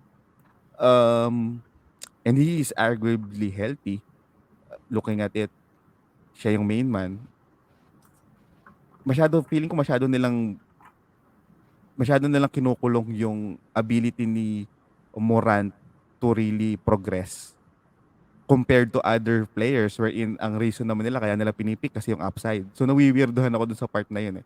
Parang hindi naman 5 years na naglalaro to si Jim Morant, batang-bata pa rin to eh. So para sabihin nila na masyadong mababa, to sasabihin nila kasi statistically hindi nila binibigay. So ibig sabihin nile-lessen mo yung upside. Pero sa ibang players, kahit na hindi pa nila na-prove yung kanilang value, mataas yung value nila kasi sa upside. So parang para sa akin, it's kind of a weird way to really analyze. Pero it doesn't necessarily mean it's wrong. Pero yun, nawiwirdohan lang ako doon. Kaya ako, given that the two categories that he gives are scarce early rounds, assist and points. Ako, I don't mind taking Ja Morant here. Ikaw, Paps? Um, Kaya yung kay silang tatlo, actually, ngayon ko lang na-notice. Fox, Holiday, hindi pala. Yung last four, si SGA, Fox, tsaka si Morant, to be specific, exclude mo na si Holiday. Sila yung if natatandaan mo pa yung peak season ni John Wall, sila yung nasa John Wall mold na True, true, true. mabilis sobra, athletic sobra, ganun. So yun yung I guess yun yung yung upside always. Si Morant, among them, mas gusto ko talaga si Morant kasi healthier siya. Pero yung hindi niya binibigay is yung steals. Kaya ako pinik si Morant actually is dahil yun nga, sinumention mo mataas yung points niya. Ako nakikita ko na nasa 23 points per game siya this season. Pero not sure. Free throw niya, nung tiningnan ko, bumagsak siya from first year to second year. So hopefully this season, mas gumanda yung free throw percentage niya. Pero yung assist, lalo na nandun na si JJJ. So in-expect ko na tumaas yung assist niya. Nakita ko rin yung preseason stats niya in terms of defensive stats. May assist siya, may steals siya at nagkaroon siyang blocks. Blocks, hindi ko sure, medyo iffy ako doon, feeling ko chamba. Pero yung sa steals, tingin ko pwede siyang lumampas ng pwede siyang mga 1.2 steals per game, ganun. Kaya yun, kaya pinik ko si Ja Morant. So siya part siya nung gusto ko talaga kunin yung assist. And siya, if tiningnan mo available pa si Westbrook dito sa round na to. So napapaisip ako kung sino yung pipick ko actually. Morant o si Westbrook. Pero jump na rin ako dun sa round 4. Feeling ko kasi si Murray, or ang point of view kay Murray is Westbrook light eh. So pag tiningnan mo yung stats niya, almost the same siya as kay Westbrook. Rebounds, assists, steals, may points, wala masyadong threes, pero mas maganda percentage niya kay Westbrook. So naisip ko, kung pipick ko rin si Westbrook light, tapos bakit ko pipick si Westbrook? And mas safe pick si Ja Morant. Kaya ganun yung naging thought process ko doon. Pero, and then partly, hinohope ko na pangit perspective or pangit yung perception ng mga tao kay Westbrook and baka bumagsak siya sa round 5 and makuha ko. So, yun rin. Pero hindi nangyari. Konti na lang, pero hindi nangyari. So yan. True. Ako big fan ako ng San Antonio Spurs. Sa dynasty ko, meron akong Derek White saka DeJounte a few years back. So, ngayon ko aanihin yung yung pinaghintay ko lang a couple of seasons.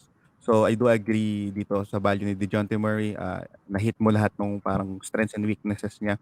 And I would really think na tataas yung points niya for this season.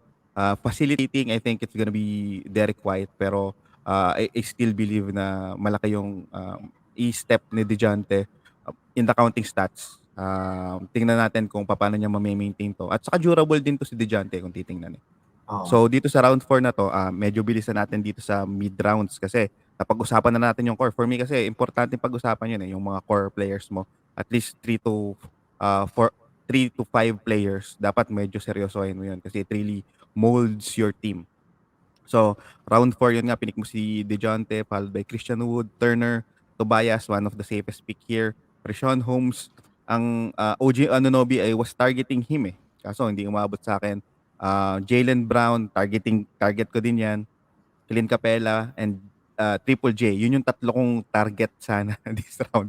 So, nakuha na. Usually, nagpo-fall yan. Dahil nga yun, may mga the likes of Westbrook, and Anthony Edwards, pero hindi nila bet yon. So mga ano kaya tawag dito, breakout players for this season. And then pag-usapan natin yung pick ko na Kristaps Porzingis. Gusto kong marinig yung thoughts mo kasi nakita ko conservative ka about injuries. Ako, yun lang ang storyline ko dito eh. Walang ibang ginawa ang Dallas to really support Luka. Walang ibang ginawa ang Dallas to really support Kristaps Porzingis. So, kung babasahin ko lang yung galaw nila, I would assume na palag sila na parang confident ako, healthy tong dalawa and alam mo yun, lalo na si Kristaps Porzingis. And then he is called unicorn for a reason. Maybe not so unicorn right now. Ang dami ng generational talent. Pero yung combination ng blocks, points, stress, efficiency, it's Mm. very hard to find. Almost mamamak siya ni Triple J pero walang rebound si Triple J. And then hindi pa natin nakikita yung buong season ni Triple J to really be consistent. So I'm pretty sure there will be games na mafa-fall out siya ng mabilis. There will be games na hindi siya makaka-score. There will be games na almost zero rebound siya. Yun yung advantage ni Kristaps sa kanya. But despite those praises and optimism, hindi pa rin siya alam ko hindi pa 'to nakakatapos ng buong season eh. So, anong take mo kay Kristaps Porzingis? Do you think given na meron na akong LeBron and then si Fred VanVleet ay injury din yan eh. Masyado bang bold na kunin si Kristaps dito? Kaso wala na akong trip eh. Parang sino pa yung gusto kong kunin dito sa natira? Parang Kristaps na talaga yung gusto ko dyan eh. Anong palagay mo, Pap? Honestly, yung team mo malakas, tingin ko. Yung concern ko lang talaga is fragility. And sa fourth round, Kristaps, and late fourth round, parang yung postmortem ko kasi na process, tinitingnan ko rin kung sino yung pwede mong ipili after. And sa akin parang wala masyado eh. Pwede mong piliin hindi mo naman kailangan I think okay ka na sa point guard eh. So, pwede na lang si Valanciunas, possible for rebounds. Kung ako pipiliin ko si Valanciunas. Pero with Porzingis, mention mo na, like, may blocks siya, may threes siya for a center, may okay rin yung points niya, nagre-rebound din siya, and maganda yung percentages. So, mahirap sabihin na pangit na pick. Pero, yun lang, risky siya. Pero, may chance na manalo. Umall in ako eh. Bahala na to kung may injury to. I was considering Lonzo Ball, pero feeling ko, ewan ko, pinahalagahan ko muna yung points at this area compared dun sa assist. Feeling ko I have several options pa later. So yun, pag-usapan natin. Tyrese Haliburton, solid pick to again. The efficiency, ang ganda nung mga picks ni Mr. Taco dito. Consistent pa rin yung Oo. efficiency getting Tyrese Haliburton and CJ McCollum. Going to round 5, yun na yun, nabanggit mo na yung Jonas Valanciunas. Tumaas lalo yung value niya dahil nawala si Zion. So I do get the upside. And then alam mo yun, parang matic rebounder ka na eh. Sobrang undervalued siya as a player in reality actually. Simula pa nung Toronto. Siguro dahil dun sa sa coach niya, hindi siya mabigyan-bigyan ng sobrang laking minutes. Pero I'm pretty sure dahil he is arguably the best center that New Orleans has post Anthony Davis. So feeling ko mabibigyan talaga siya ng chance dito. Pero I do believe that he isn't the center of the future. Well, medyo matanda na rin naman siya. I think Jackson Hayes is. So kung nasa dynasty ka, yan ang bold prediction ko. I love Jackson Hayes. So pag-usapan natin, total naman, team injury na ako. Sabi ko sa'yo, mahilig ko mag-commit. Risk it all. I'm getting Yusuf Nurkic. Round 5 of Yusuf Nurkic with a very player-friendly coach. Good luck sa tuhod niya. Yun na lang ang masasabi ko. Bahala na yung tuhod niya. Yun na magsasalba ng fantasy season ko. Pero given that you really value stats, if healthy, agree ka ba na dapat talaga top 30 player tong si Nurkic if healthy? If healthy si Nurkic, kukunin ko siya sa third round. For a center, 1 point, ilan yung steals niya? 1.2 yata yung steals rin niya eh. Which is yun yung above average na steals per game eh. Tapos may ano rin siya, may rebounds, may rebounds, nakaka-score siya, maganda percentages. Blocks. Yung blocks given na, kaya hindi ko na mention. Parang, Oo. ano eh. Pero kasi nag-decline yung blocks ganda. niya eh. From the previous season. Feeling ko naka-apekto din kasi yung injury niya. And then ang nakakatawa sa Portland, masabit ko lang. So medyo masabi nating injury prone yung main center nila. Tapos kumuha sila ng backup center. Surprise, surprise. Cody Zeller. nauna pang nauna pang ma-injury kay Nurkic. So, wala lang, nakakatuwa lang yung ginawa nun. Tapos nung mga nakaraang season, ang isa sa mga backup players nila si Myers Leonard. So parang iniisip ko talaga, parang kamusta ba tong medical staff ng Portland? Parang nag-uusap ba sila nung scout? Kasi kung binavalue nila yung center position, parang magsusugal na lang ako dun sa parang mga Moses Brown na hindi pa proven pero at least healthy na may upside. Pero yung kinukuha nila, ano din eh. Feeling ko yung skill lang kinukuha nila kasi they also got Larry Nance, which I think could have some value if the worst case scenario happens. Pero he has also have a fair share of being injured. Kaya nakakatuwa talaga yung front court ng Portland Blazers.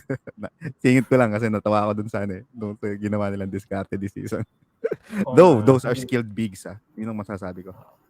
Hindi ko naisip yun, actually. Pero, tama nga yung point mo, no? Ba't nila kinuha yung mga players?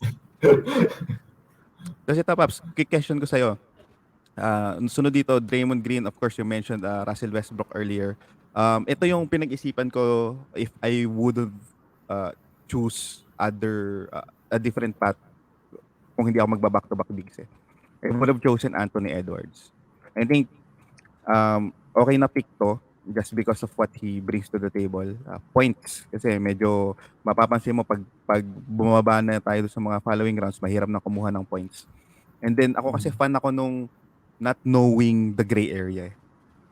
So, pag nakikita ko na mataas pa yung ceiling mo at hindi pa to nakikita, mas may chance ako na sugulan ka kasi parang alam mo yun, who knows? Yun yung mga bagay that can win you a league eh. Yung, well, of course, kung tawag dito, strategy ka, mawiwin mo yun. Pero sometimes yung hindi mabasang stat, kaya hindi pa nakikitang value, yun yung masarap sugalan eh. So I see that to Anthony Edwards wherein first half of the season actually coming through the rookie. Hindi ako high sa kanya. Hindi ko sure. I'm pretty sure he's a freak of an athlete for a guard position. Pero hindi ko sure kung magta-translate siya ng mabuti with D'Lo and Kat nung dinrap siya ng Minnesota. Pero he proved me wrong, especially nung last part ng season. Plus, he's ano siya worker siya, Paps eh. Yun yung gusto ko sa kanya. Fina-follow ko siya. Talagang nagko-commit siya. Working hard. Nag-promise siya na mag-average ng 2 steals. Ginawa niya agad. Bumaba agad nung preseason. So nakakatuwa siya. And then again, hindi pa natin nakikita yung bigger role sa kanya with D'Lo and Kat. Kaya medyo high ako sa kanya. Kaya ako gusto itong itanong sa'yo kasi people in the fantasy industry sa international won't really let him slide in the round 4.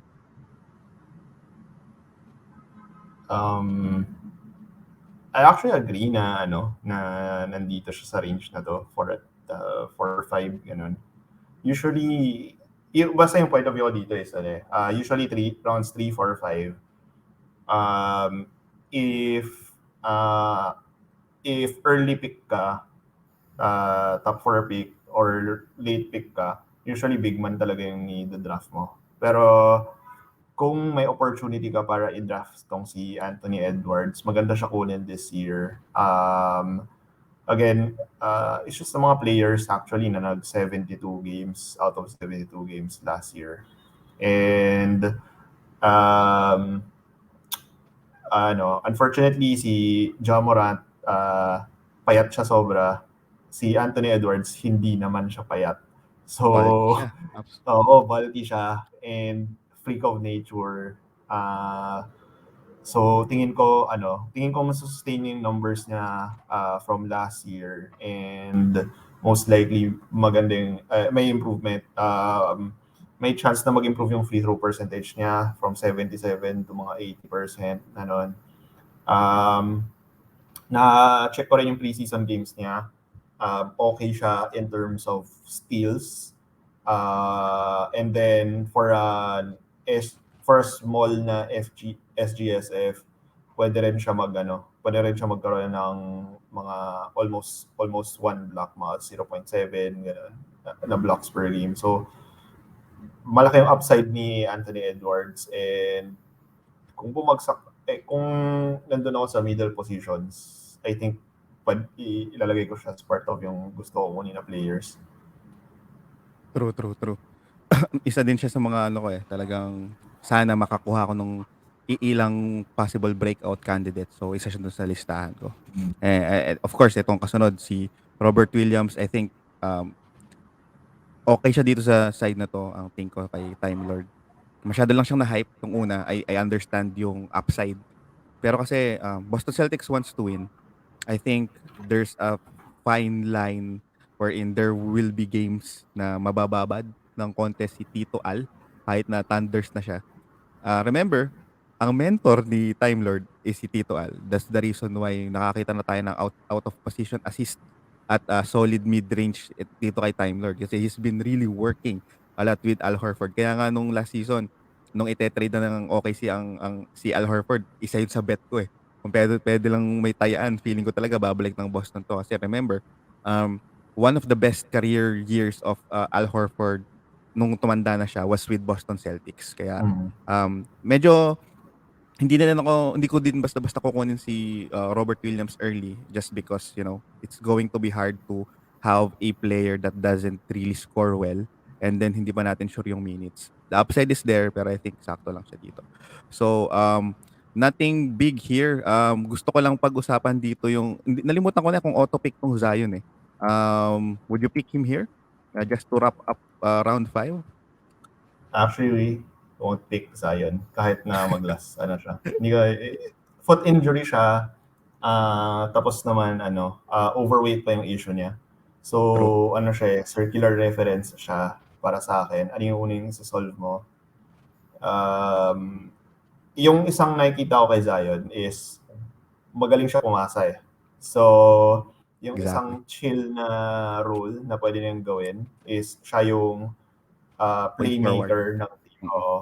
So, top of parang si Adebayo, ganun. And then, pwede siyang umabot ng mga 8 assists per game if ganun yung role niya. So, wala na ibang gagawin. If facilitate lang yung offense, ganun. Possible yan. Pero, yeah, right now, I think na hindi siya papalaroin ng ganun eh. So, pass ako kay Zion. Bado na ang NBA Pops eh. Kasi si Zion ang poster boy ng NBA. Kung mapapansin nyo, mas andun pa si Zion kasi kay Luka dun sa 75th year. So if you believe in some conspiracy theory, I still believe NBA doesn't want an international player to represent the league despite the amazing followers of Jokic and Luka. Pero yun, tapos tingnan nyo din yung schedule. Makita nyo yung despite having an MVP, kita nyo naman ang schedule ng Denver. Ilan lang yung games na televised sa kanila. Pero anyway, it's a different conversation. Pero yan yung nakikita ko dito sa NBA. Kaso, ito nga, medyo masama. Matakaw pa sa Mountain Dew to si Zion Williams. Baka maapektuhan yung diabetic na. Round 6. So, ang mga picks dito, Andrew Wiggins, D'Angelo Russell, Jeremy Grant, Pascal Siakam, Lowry. Gusto kong pag-usapan ito eh. Para sa akin, I can see some reasons behind those picks. Cade Cunningham. Are you a rookie? Anong take mo sa mga rookie picks? Ikaw ba yung GM na katulad ni na Dan Bestris na walang pakialam muna sa rookie yan, sina Matt Strope?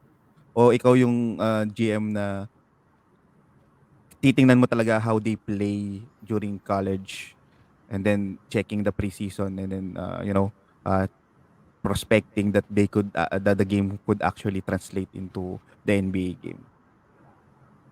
Okay Dati na ba nung sa'yo may dito si Cade, Paps? O para sa'yo later pa si Cade? dati nung may time ako, tinitingnan ko yung mga rookies. And I'll probably draft rookies. Pero ngayon na next time, I'd rather skip dun sa mga rookies. Kasi meron ring if you remember, may isang player sa Chicago, si Denzel Valentine, na Oo. sobrang ganda ng preseason niya. Pero hindi naman siya pinalaro nung regular season. Although yung rookie batch this year, Iba malakas, yung iba siya. Hindi naman Denzel Valentine. So, tingin ko, tingin ko possible na ganito yung pick ni Kid Cunningham, pero, or ganito yung value niya, pero I'm not exactly sure. Kaya walang actually ma-contribute doon.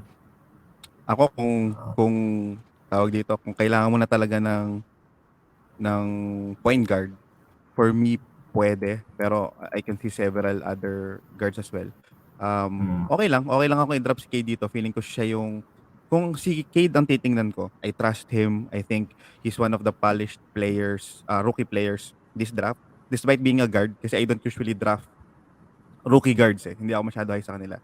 Pwede pa si Sengun kasi center siya o kaya si Evan Mobley. Pero yung guards prone to turnovers, field goal percentage and mistakes sa umpisa eh. Can go hot and cold. Magsasags na lang ako para legit yung hot and cold. Alam mo pag nag-hot, mag-hot.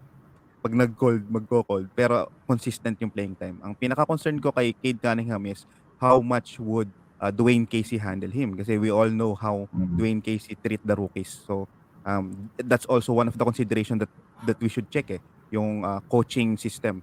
And then, of course, lalo na may isang interview si Dwayne Casey na actually, Kelly Olynyk will have a lot of usage this season. Doon pa lang nakakatakot na eh. Paano pag biglang palaro niya si Kojo over the Cade Cunningham? Talaga to si Dwayne Casey, kakaiba din eh. Agree ako. Next picks dito, Mitch Robinson, Isaiah Stewart, Darius Garland. Quickly ko lang sabihin yung pick ko, Derek White. Fan kasi ako ng Spurs, so naubos na yung mga breakout candidate ko. Pinili ko na siya. At saka kasi isa sa mga ugali ko, habang nagda-draft, nag-iisip na ako ng fantasy team name ko. So, doon sa mga picks ko, wala pa akong maisip na solid na, so, na masayang team name. Sakto nung available si Derek White, sakto siya sa gusto kong kunin na guard, sakto siya sa Spurs siya. Fan din naman ako at this round, feeling ko he could really provide some value. Again, if healthy, wala na akong pakialam sa health ko. Total naman, dami ko ng pinik na injury prone. Parang all in na ako. So yan, nagkaroon tuloy ako ng malupit na name coming from Breaking Bad. Yeah, Mr. White. Diba? Tapos follow up. Ito, Bogdan Bogdanovic. This would have been a good pick for Taco for that efficiency build, diba? Kaso hindi niya nakuha si Bogdan. Nakuha na ni Fantasy Benchwarmers. And then dahil kailangan na niya ng big, napayako portal na siya. Si Okay naman Derek ako. White na pick mo Derek White. magandang magandang value siya kasi guard siya na may 1 block per game. Hindi ko napapanood yung games nila pero consistent siya. Even before last season, may block siya for a guard. So maganda siya doon sa build mo rin actually. Yep. Ano yan eh. Bukod dun sa out of position blocks niya, feeling ko mas madami siyang assist kay DeJounte, mas madami siyang tres kay DeJounte. And then also, kung merong category ang taking charge, at sana bawas-bawasan niya kasi baka ma-injury siya. Ito ang league leader natin sa pag-take charge. Silang dalawa ni Marcus Smart. Which is feeling ko nasa akin din ata dito sa liga na to. Anyway, ito yung sa akin, Gravy. Naghabol na sa assist itong si Mr. Taco. Mahirap talaga kasi nag-efficiency build siya. Then he got Ben Simmons. The value is there. Ben Simmons is arguably a top 30 player. If you're punting, baka mas top 20 pa. Pero there's a lot of issues with Ben Simmons. Nakita mo ba yung video? Nag-huddle yung Philadelphia 76ers.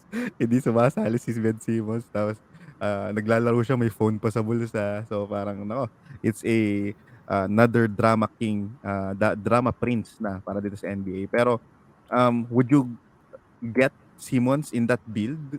Kasi parang Mr. Taco is actually doing a good job before this Jakob Poeltl and Ben Simmons. Jakob Poeltl, feeling ko kayang hilutin yung free throws.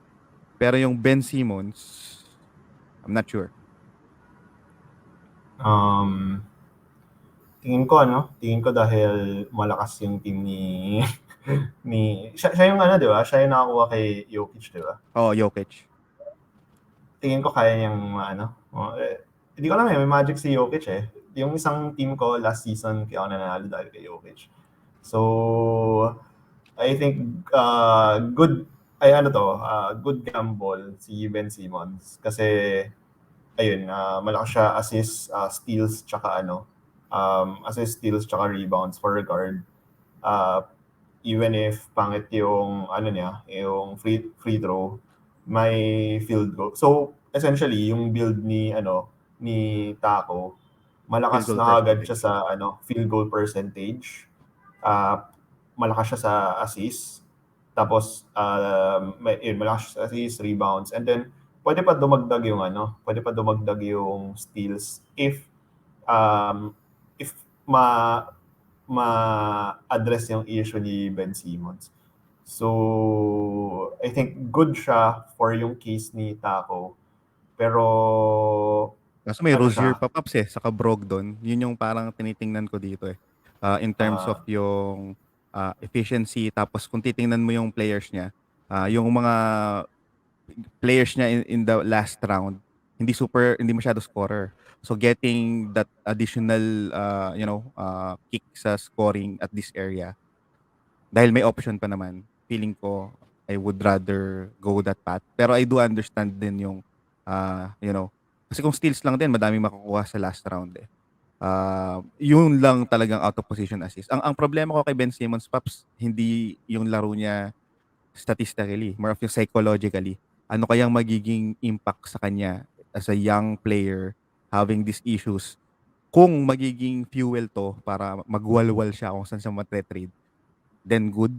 Pero what if katulad ni Markel Fultz nung initial years niya, na imbis na ma-push na down, nakabawi lang si Markel Fultz nung nalipat na sa Orlando, change of scenery. So, yun yung parang area na iniisip ko. Though, at this round, kung isipin mo, value pick na rin naman talaga siya if in the vacuum eh. So, yeah, I would agree with that as well. So, next picks here, Daniel Gafford, Terry Rozier, Evan Mobley. Ito, medyo run to ng mga guards. Brogdon, DeRozan, Hield, Jalen Green, Kabayan. Feeling ko nag-slide si Gordon Hayward. I would have liked him in my team kasi team pilay na rin naman ako. Kukunin ko sana yan. Pero okay lang, nakuha na. Kinuha ko pala dito si Terry Rozier. Kailangan ko ng guard eh. And then, feeling ko, yun, kung mapipili si Hayward, eh, di si ano na, si Rozier na yung magte-take over. So, meron siyang hidden upside as kind of like that handcuff main man. Itong gusto kong i-question sa'yo, nakuha mo yung gusto ko. Gusto ko to eh, si Now eh. Question ko naman sa'yo, imbis kay Now, Kevin Porter Jr. Gravy yung stats niya eh. Pero, how would you address those turnovers and field goal percentage? Run and gun, no? So, si run and gun actually yung sa mga teams na mahina yung build ko against. So, wala akong masasabi masyado. In terms of Kevin Porter Jr., I think, again, depende siya. Pero, sobrang, if healthy siya, scorer siya, tapos naman may rebounds rin, and then may defensive stats. For me, around 7, 8, 9, dapat mas maganda kung nagta-target ka rin ng mga defensive stats, and sobrang plus points na scorer siya. So, I actually don't mind yung yung drawbacks niya in terms of efficiency sa turnovers, field goal percent, ganun. I think na good pick siya at this time. Especially kung may time ka to manage because for sure magkaka-miss games din. Um, Oo, pero so nag-ano yan. siya, nag-alamini, inefficient Harden siya nung nawala si Jano last year. So, sobrang promising niya. So, dun sa back-to-back Ah, pick mo, mas gusto kong pag-usapan tong umpisa ng round 8 mo, which is Andre Drummond. So, at round 8, why Andre Drummond? Kasi parang looking at it, if I see several names here like upside picks like Chris Boucher. I think dapat available pa dito si Bamba, 'di ba? Dito si Bamba daw na pick din siya, maybe Wendell Carter. So why Andre Drummond? Why a backup center? um, kasi kinakailangan ko actually ng rebounds.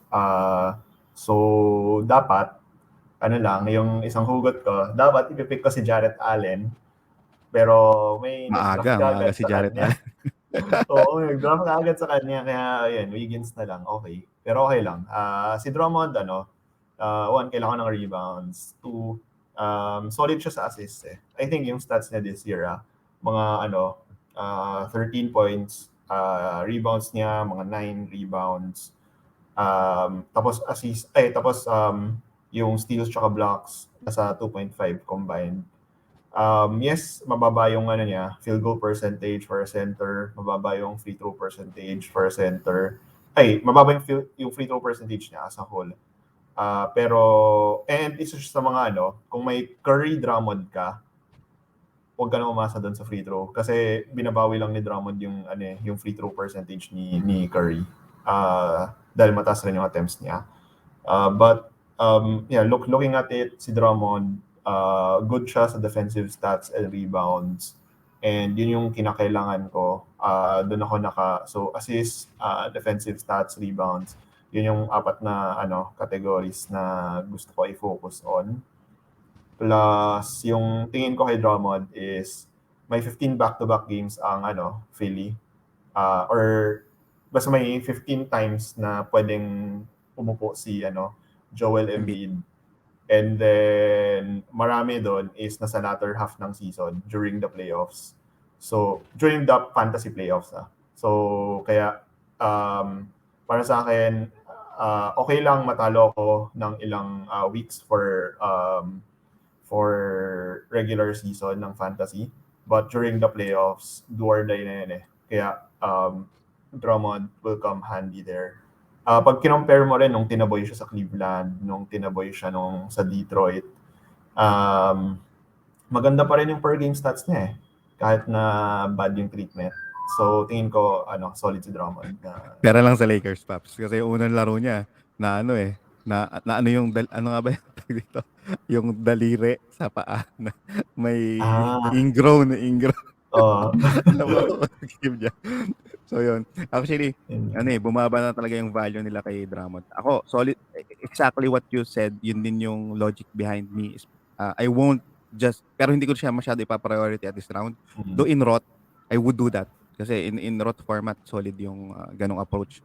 Getting those, counting yung mga times na makakapag-provide siya ng value every time Embiid sits. Pero on a regular basis, there will be games na baka hindi pa siya makakuha ng 20 minutes na playing time. Kasi we all know how tawag dito, naka-anchor yung buong sistema ng Philadelphia kay Joel Embiid. Okay, so several picks here. Mike Conley, Kelly Olynyk, Chris Boucher, RJ Barrett, Brook Lopez, Spencer Dinwiddie, ito na yung sinuggest ko kanina, si Mo Bamba. Iniisip kong kunin to si Norman Powell, pero nakuha na rin din. And then nag-iisip ako ng additional center for me. Nauna na si Mo Bamba, gusto ko sana yung upside pick niya. Gusto ko, parang willing akong sugalan. Ayoko kay Nerlens Noel kasi feeling ko limited yung ceiling. Feeling ko masyadong maaga para kay Sengun, though I like Sengun here. Kaya kinuha ko si Wendell Carter, inisip ko na lang, ang problema kasi ni Mo Bamba kasi yung endurance niya. Tapos kahit na nakailang season na siya, medyo raw pa siya. Makikita mo kasi kung paano siya dumepensa, paano siya pumustation sa sarili niya. So the skill is there, pero yung mismong NBA dynamics, medyo wala pa. Si Wendell Carter, naranasan na niya yun. Naranasan niya mas scrutinize na. Naranasan na niyang, o sige, tumira ka ng tres. Tapos, hindi niya na-shoot ang na-shoot. Next game, hindi na tumira ng tres. Sobrang nakakatawa yung update dun sa Chicago before. Parang, oh, may go signal na si Wendell Carter. Tapos, nung wala siya nahulog, the next 2 games or 3 games, di ba ata siya nag-attempt? So, sobrang lap trip yun. Pero feeling ko naman, with the contract extension, at least he can be that second tier center of the future. Pero dahil wala pa yung first tier, umaasa ako na maybe Wendell Carter could be that guy. Maybe a safe pick here. Alam ko makakapag-deliver. Next dito, Miles Bridges and Evan Fournier. So dito sa round 9, gusto kong pag-usapan natin yung dalawang hot rookies dito. So, around 9, pinik ni Mr. Taco Nerlens Noel. He really definitely needs some bigs in his lineup. Kulang pa yung tulong ni Jokic doon. Followed by Jordan Poole. I pick Marcus Smart. Ewan ko, feeling ko sobrang papalagpasin ko yung value eh. Ang tagal kong inisip dito. Alam ko, sinunog ko yung oras ko dito. Kasi gusto kong mag-giddy sa gusto kong mag-singgun. Pero nung tinitingnan ko si Smart, tapos sakto pa, kailangan ko din naman defensive stats. Tapos, parang, ewan ko, feeling ko nagme-mesh siya dun sa team ko. Kailangan ko pa ng ilak din halos yung steals kasi meron akong Van Vliet, meron akong Derek White, meron akong Stephen Curry. Ang hirap palagpasin ng value ni Marcus Smart eh. Feeling ko at this round, okay na siya. And then, people are actually undervaluing yung playmaking capability ni Marcus Smart. Remember, when he was a rookie, he was one of those players na napapasama sa US team. Ganun ka okay yung basketball IQ ni Marcus Smart. I always love those players that understands defense. They are actually smart players. When a rookie or a young player really plays defense, medyo dagdag siya sa value para sa akin eh. So, yun, nahirapan akong palagpasin si Smart. Palagay mo, Paps, dapat ba nag-giddy ako? Kasi yun ang gusto kong pag-usapan natin this round eh. Giddy and Sengun. Tingin ko okay naman yung pick mo na with Smart. Maganda yung per game averages niya. Even if marami siyang games missed. Sengun tsaka Giddy. Unahin ko si Sengun si Sengun tingin ko may chance, medyo malaking chance niya na na hindi naman parang kay Valentine na type, pero may chance na na hindi as advertised kasi practice yun eh. Sabi ni Iverson, different noun sa practice eh. Pero kay Giddy natatakot ako, pero feel ko na-curious rin ako. Gusto ko rin actually. Hindi ko na, parang minsan, di ba, kahit anong stats na tinitingnan mo, may makita ka na ganong type na player. Parang gusto ko to kunin So, I'd say wise ka na pinik mo si Marcus Smart over sa kanilang dalawa. Pero minsan nahirap i-control na, pick ko na lang tong si Giddy over to. Kasi pag tinignan mo yung last preseason game na stats niya, ang ganda eh. Almost triple-double. Oo. And the way na kinuha niya yon, hindi siya masyadong pilit eh. So, may chance na hindi fluke yung ganun. I agree. Actually, gustong-gusto kong kunin si Giddy dito. Actually, kausap ko to si Medium Rare. Nasa video call kami nung hindi na rin kasi kayo pumasok doon. So, kami magkakausap. Marami akong Giddy kasi sa mga liga ko. Siguro, parang gusto ko na lang din i-embrace na may mga players ako na matatanda tapos injury. Parang medyo maganon ako mas team. So, sabi ko, Smart na lang. Aasa na lang ako na mag-slide si Sengun. Kaso, yun. Kasi feeling ko, as high din ako kay Sengun, I think, playing in a Turkish league and being an MVP at that young age has some value there. Hindi ako medyo tiwala ako sa kanya. Feeling ko, hindi naman siya magiging Denzel Valentine. Medyo sabaw yun sobrang nakakatawa kasi si Denzel Valentine. Naglalaro siya sa Drew League, saka dun sa mga leagues na may non-pro din. Binubo siya ng mga tao, pinaglalaroan lang siya. Pero I think, ang gusto ko kasi kay Sengun, efficient siya. And then the fact that he actually provides those out of position times really gives us that kind of like Jokic vibe in terms of basketball IQ. So gusto ko siya. Pero feeling ko masyadong maaga dito in general, pero hindi siya maaga kasi naubos na yung mga bigs eh. So, I mean, if you're looking at it, I would rather have Sengun over Zubac just because of the upside. Maybe pagdating nung fantasy playoffs, okay tong si Sengun. So, I do understand that. Pero yun, medyo umasa ako na babalik pa sa akin kasi nakita ko may mga yung mga name players pa eh, like Hero, Levert, Tim Hardaway Jr., mga name players yan eh. Alam mo yun? Medyo Mm. pansinin. So, yun yung mali ko. Again, before I really pick, I was really aiming at Giddy. Tapos, ang papamilian ko lang is Kemba Walker or Smart kasi hindi din ako low kay Kemba Walker. Feeling ko magkakaroon din siya ng okay na season this year eh. Kaso yun, it really, inisip ko overkill na then kaya mas naging valuable sa akin yung steals ni Smart. Pero yun, you can't go wrong with that. Just to wrap up that round, Giddy nga next, Walker, Harrell, Graham, Clarkson, Keldon Johnson, Duncan Robinson, Sengun nga, and then ikaw ang pick mo is Boyan Bogdanovic. So, you pick some safe picks here at the latter rounds, Boyan and Zubac. Ako kasi, I usually start picking kind of like yung mga pasugal na or upside picks pagdating sa dulong rounds eh.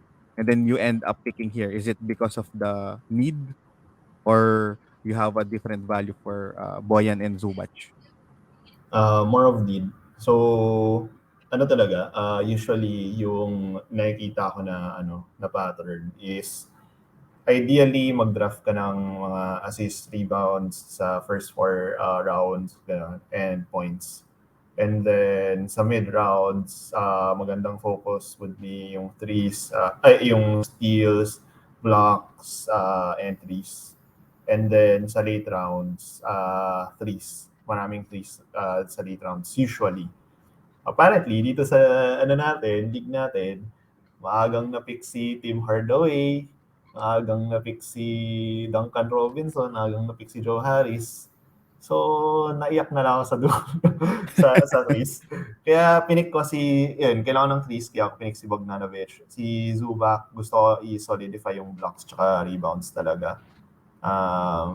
Pero yung trade-off nun is nawala si Hardaway, which is siya yung sa mga target ko for 3 cent points. And siya yung kayang mag-provide ng 30-point game na nandito sa late rounds. So yun.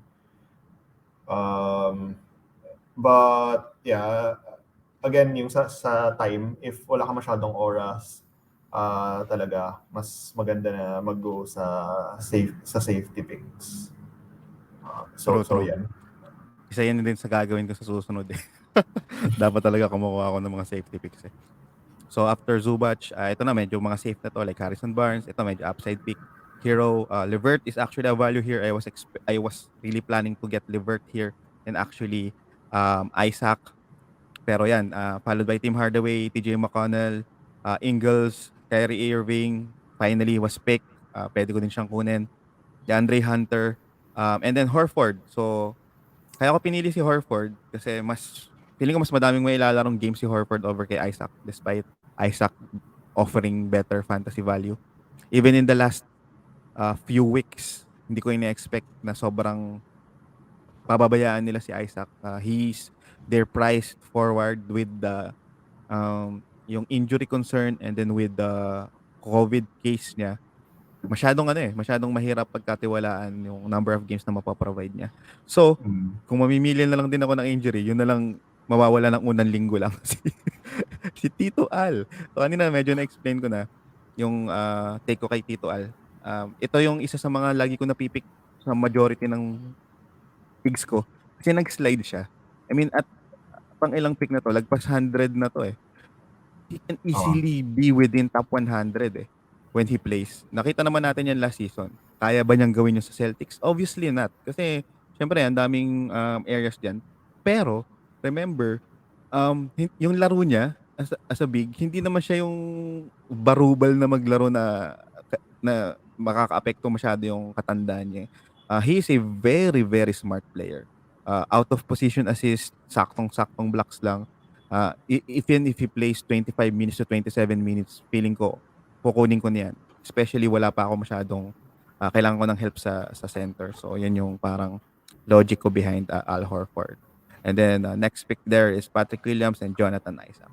So, dito sa round 11, later gusto ko yung pick mo dito actually, yung isa sa mga pick mo dito gusto ko. Pero meron akong isang gustong i-highlight dito. Pero bago 'yon, explain ko lang din yung pick ko dito. So Mason Plumlee was picked. Again, ito na kailangan nang suportahan ni Mr. Taco ng bigs yung si Jokic, and then yun nga this is the reason why nahihirapan akong nag-build around an efficient team kasi kita mo, meron kang Pirtle, meron kang Mason Plumlee, meron ka pang Ben Simmons. So ngayon, nawala na din yung isa pang percentage mo na iniingatan. So yun, isa yung reasoning ko. Though I would have kaya ko siyang hilutin pero hindi ako mag-enjoy. Anyway, yun nga, napili na si Joe Harris for Tres. Ako, bakit ko pinili si Jaden McDaniel? Feeling ko siya yung Matisse Thybulle na mas may opportunity. In terms of, magtitiwala na lang kay Finch, yun lang. Kasi high si Finch sa kanya, and then Finch is a offensive tactician. Nakita na natin yung upside niya in terms of blocks and steals, and I needed that. I needed steals and blocks. I really wanted Matisse Thybulle as well, kaso hindi ko siya makukuha later. Gusto ko sanang back-to-back pick siya. Ito din yung reason why kumuha ako ng Rozier doon sa area earlier. Kasi Rozier gives you that points. So nagkakaroon tuloy ako ng chance to pick up someone like Thybulle or McDaniels na hindi naman nakakapag-provide masyado ng points sa dulo. Pero yung peripheral stats andun. So parang yun yung naging strategy ko. Kaya okay lang, sige. Kunin nyo na yung medyo skilled dun sa area na yun. Pero kukunin ko yung pinaka malakas mag-score doon. So that's gonna be Terry Rozier or Colin Sexton. Pero masyado bang maaga para kay Sexton. So kinuha ko si Rozier. So ito, again, naubos na yung mga singgun ko. So, gusto ko kasi yung mga upside. So this is one of the players that I wanted. He is arguably the Jonathan Isaac 2.0 that I see. Will it materialize? Maybe hindi. Lalo na yung mga bali-balita sa ganda ng pinapakita ni Nazrid and then ni Jaden McDaniels. Baka maagawan pa siya ng minutes. Pero 3&D Ang tawag sa kanya is Scottie Pippen of the new generation. Ikaw, quickly lang, Paps, anong take mo sa mga gantong players like Jaden McDaniels? Kasi wala siya masyadong masikip sa Minnesota. Pero feeling ko, sa sobrang sikip ng Minnesota, siya na yung best defender nila sa si Jared Vanderbilt. So feeling ko kailangan din siya talaga dun sa court. Tingin ko, di ba sinabi mo na naghanap ka ng parang Sengun na high upside? Si Jaden McDaniels, parang ganun rin na high upside. And nagustuhan ko rin yung comparison mo with Jonathan Isaac. Nakikita ko rin na ganun si McDaniels. And to be honest, siya, low-risk pick. Kasi let's say si Nazrid, siya yung naging six-man, ganun. I-drop mo lang si Jaden for Nazrid. So, lang siya, simple na, switching, ganun. So, value pick, para saan value pick siya? Kasi, yung upside niya na parang three defensive stats per game, ang laking factor nun for skewing yung mga defensive stats over sa'yo. Yung isang na-realize ko rin pala sa team mo. So, kaya yung sa projections, mababa yung totals kasi totals yon. Pero pag per game, malakas na rin naman pala sa defensive stats. So, actually, kailangan ko pala i-consider yun dun sa yung sa isang may sheet ako na parang mina-match up ko kasi yung saan ako talo, kanina ako panalo. So, apparently may chance na talo ako sa'yo. Pero tingnan ko lang pwedeng gawin. Kailangan ko i-figure out. Talunin kita. Yari ka kay Mr. White. So ayan, ito gusto ko to, Reggie Jackson. Para sa akin, value pick to sa guard this area. Kyle Anderson is next. Ito pinag-isipan ko to if I wanted Kyle Anderson over McDaniels. Pero dahil padulo na ng tawag dito ng picks. Para sa akin, yun ang iisipin mo eh. Parang we all know what Kyle Anderson can bring. I know this is like, he really proved us, at least most of us, was proved wrong. Ako kasi, hindi masyado. Kasi ex-Spurs to. So, alam ko laro nito. I really love him. I think he's a valuable role. He has a valuable role in the Memphis Grizzlies as that second playmaker. At sobrang importante nun. So, at least Ja Morant can play off the ball kasi magaling siyang mag-cut. Magaling siyang finisher. So, malaki din yung importance ni tawag dito, ni Slow-Mo.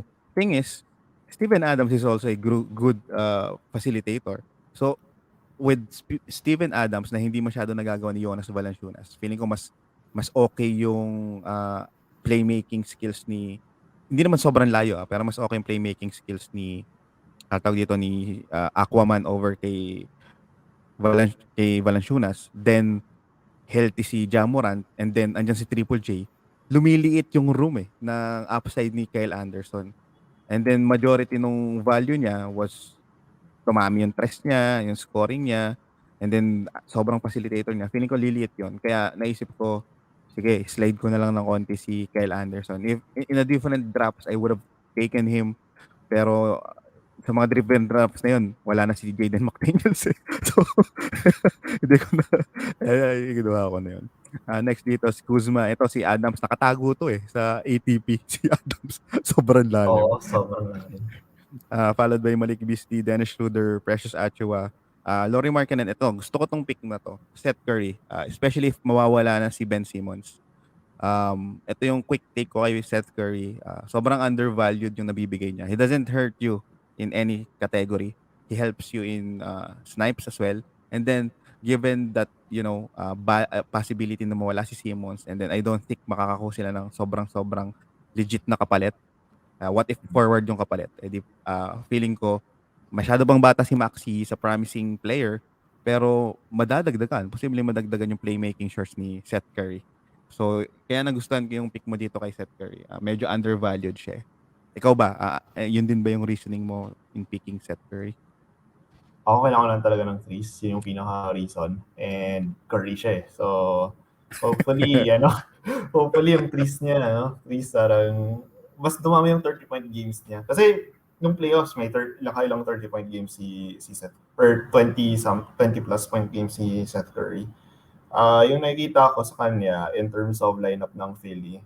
So, kunyari kay Embiid, yung kapalit lang ni Embiid is si Drummond. Yung kapalit lang ni Curry is si Milton. si Milton. Maraming shooting guard or maraming guards. Pero siya yung parang standard na linalagay as the SG kasi threat talaga siya sa threes eh. Yun, I think may factor na career rin kasi. But Saka Paps, in reality, feeling ko pagkakamali ng Dallas yan trading away Seth Curry. Seth Curry? Oo. Para sa akin, pagkakamali nila yun. Kita mo ngayon, they are actually craving for a solid shooter to the point na para sa akin na overpay nila ng konti si Tim Hardaway Jr. Hindi ko talaga gets kung bakit nila tinrade si Seth Curry kasi yes, there's a lot of players that can shoot threes, but there are only few players that can shoot it efficiently. And then Seth Curry is on top of them. That goes as well with Joe Harris. So para sa akin, yun Yun yung efficiency, yun yung importansya. Imagine you have a Porzingis and then you have a Luka, tapos meron kang kick outan. Kaya nga talagang matalino tong Philly. They really wanted Seth Curry kasi saktong-sakto din sa gusto nilang gawin. Sinong babantay kay Embiid ng open court? Nakita mo ba yung ibang games na mag-spread out sila? Tapos Embiid nasa ibabaw. Anong gagawin mo doon, putek? Gory na naglalaro na parang guards. Tapos meron ka pang Ben Simmons na parang malaki for guard. So, posible siyang mawala. Pero anyway, round 12 Pops, Lu Dort. Kanina napag-usapan natin si Lu Dort Agree ka ba doon sa in-explain ko? Or, ewan ko, ano bang take mo kay Lu Dort? Tingin ko on point yung sinabi mo. Kaya rin siya kinuha dahil sa threes. May steal siya, mga 1 mag-1.2, gano'n. Pero yung tinitingnan ko is yung upside niya. So dito upside play. So hopefully legit na lumaki nga talaga yung katawan niya na muscles, yung nilaki, hindi fat. So, yung ano ko sa kanya, yung gusto ko, yung hopeful ko na upside is tumaas yung rebounds niya, and mag-add siya ng konting blocks, ganun. Pero yung reasoning ko for him is kailangan ko talaga kailangan ko ng threes, kailangan ko ng points, and gusto ko talaga solidify yung steals. Kasi ano pa hindi pa ako top 1 dun sa steals. Kaya kinuha si Dart. Saka may chance din na pagdating ng dulo kung ipapahinga na naman si SGA. So, makakita na naman tayo nung kagulat-gulat na performance kay Ludort out of the blue, di ba? Bigla na lang magwawalwal. So, okay din siya. At this area kasi ako, sa totoo lang, sobrang na-limited yung aking options. Kasi sobrang dami ko ng guards. 5 na yung guards ko at this point eh. Pero sobrang dami ko nakikitang value pick for guards. So, kung mapapansin mo, wala na ako ibang kinuha kundi forward or centers dito. Kaya naging nalimitahan siya. Ayoko mag 6 guards tapos kunwari makuha ko si DeAnthony Melton tapos gumawa siya. Alam nga namang iupo ko yun. So, ang mangyayari, may ite-trade ako or something. Eh, hindi ko pa alam yung trade dynamics ng grupo. Kaya, wala. Eh, minsan, maling approach din yun eh. Pero yun, wala. Nangyari na sa akin. Tapos nakuha po si Actually, Tybul. okay rin kaya nakuha mo si Bay. Gusto ka rin actually kunin si Bay eh. Si Sadiq Bay. Oo. Ako kasi nag-slide siya eh. So, alam mo yun, alam nga naman palagpasin ko ba to. So, quickly lang So, after Dort na nakuha ni Papi, JB, Scottie Barnes, gusto ko din sana to. Kaso, feeling ko overhype. Baka sa dulo pa ulit siya makabawi, especially pag andyan na si Siakam. Ewan natin. Daniel Tyus, sunod, Eric Bledsoe, Tybul. Ito talaga yung gusto ko kasi sakto siya, forward position. Tapos, naghahabol na ako ng stats na counting stats. Followed by Jalen Suggs. Sobrang nag-slide si Suggs. I understand the hit or miss. Pero at this point, dapat talagang may kumuha na kay Suggs dyan. Klay Thompson, pang tago. Dahil marami tayong IL. DeAnthony Melton, I really wanted DeAnthony Melton. Kaso yun nga, wala na. Hindi ko kailangan ng guards. Tapos nag-Darius Bazley. Gusto ko din sana yung Desmond Bane. Pero alam mo yun, andyan si Sadiq Bey. Available na si Sadiq Bey. Sakto, kailangan ko ng forward. Hindi na ako nag-overthink. Alam mo yun. Pinikon lang talaga siya. Good pick yan actually. Saan yan? Yung tingin ko kay Sadiq Bey, good pick. It's just sa mga options na tinitingnan ko for 3 late round and points. And may chance siya to have at least one 20 plus to 30 point game. So yan. True. Tapos dito, last round, Paps, Monte Morris.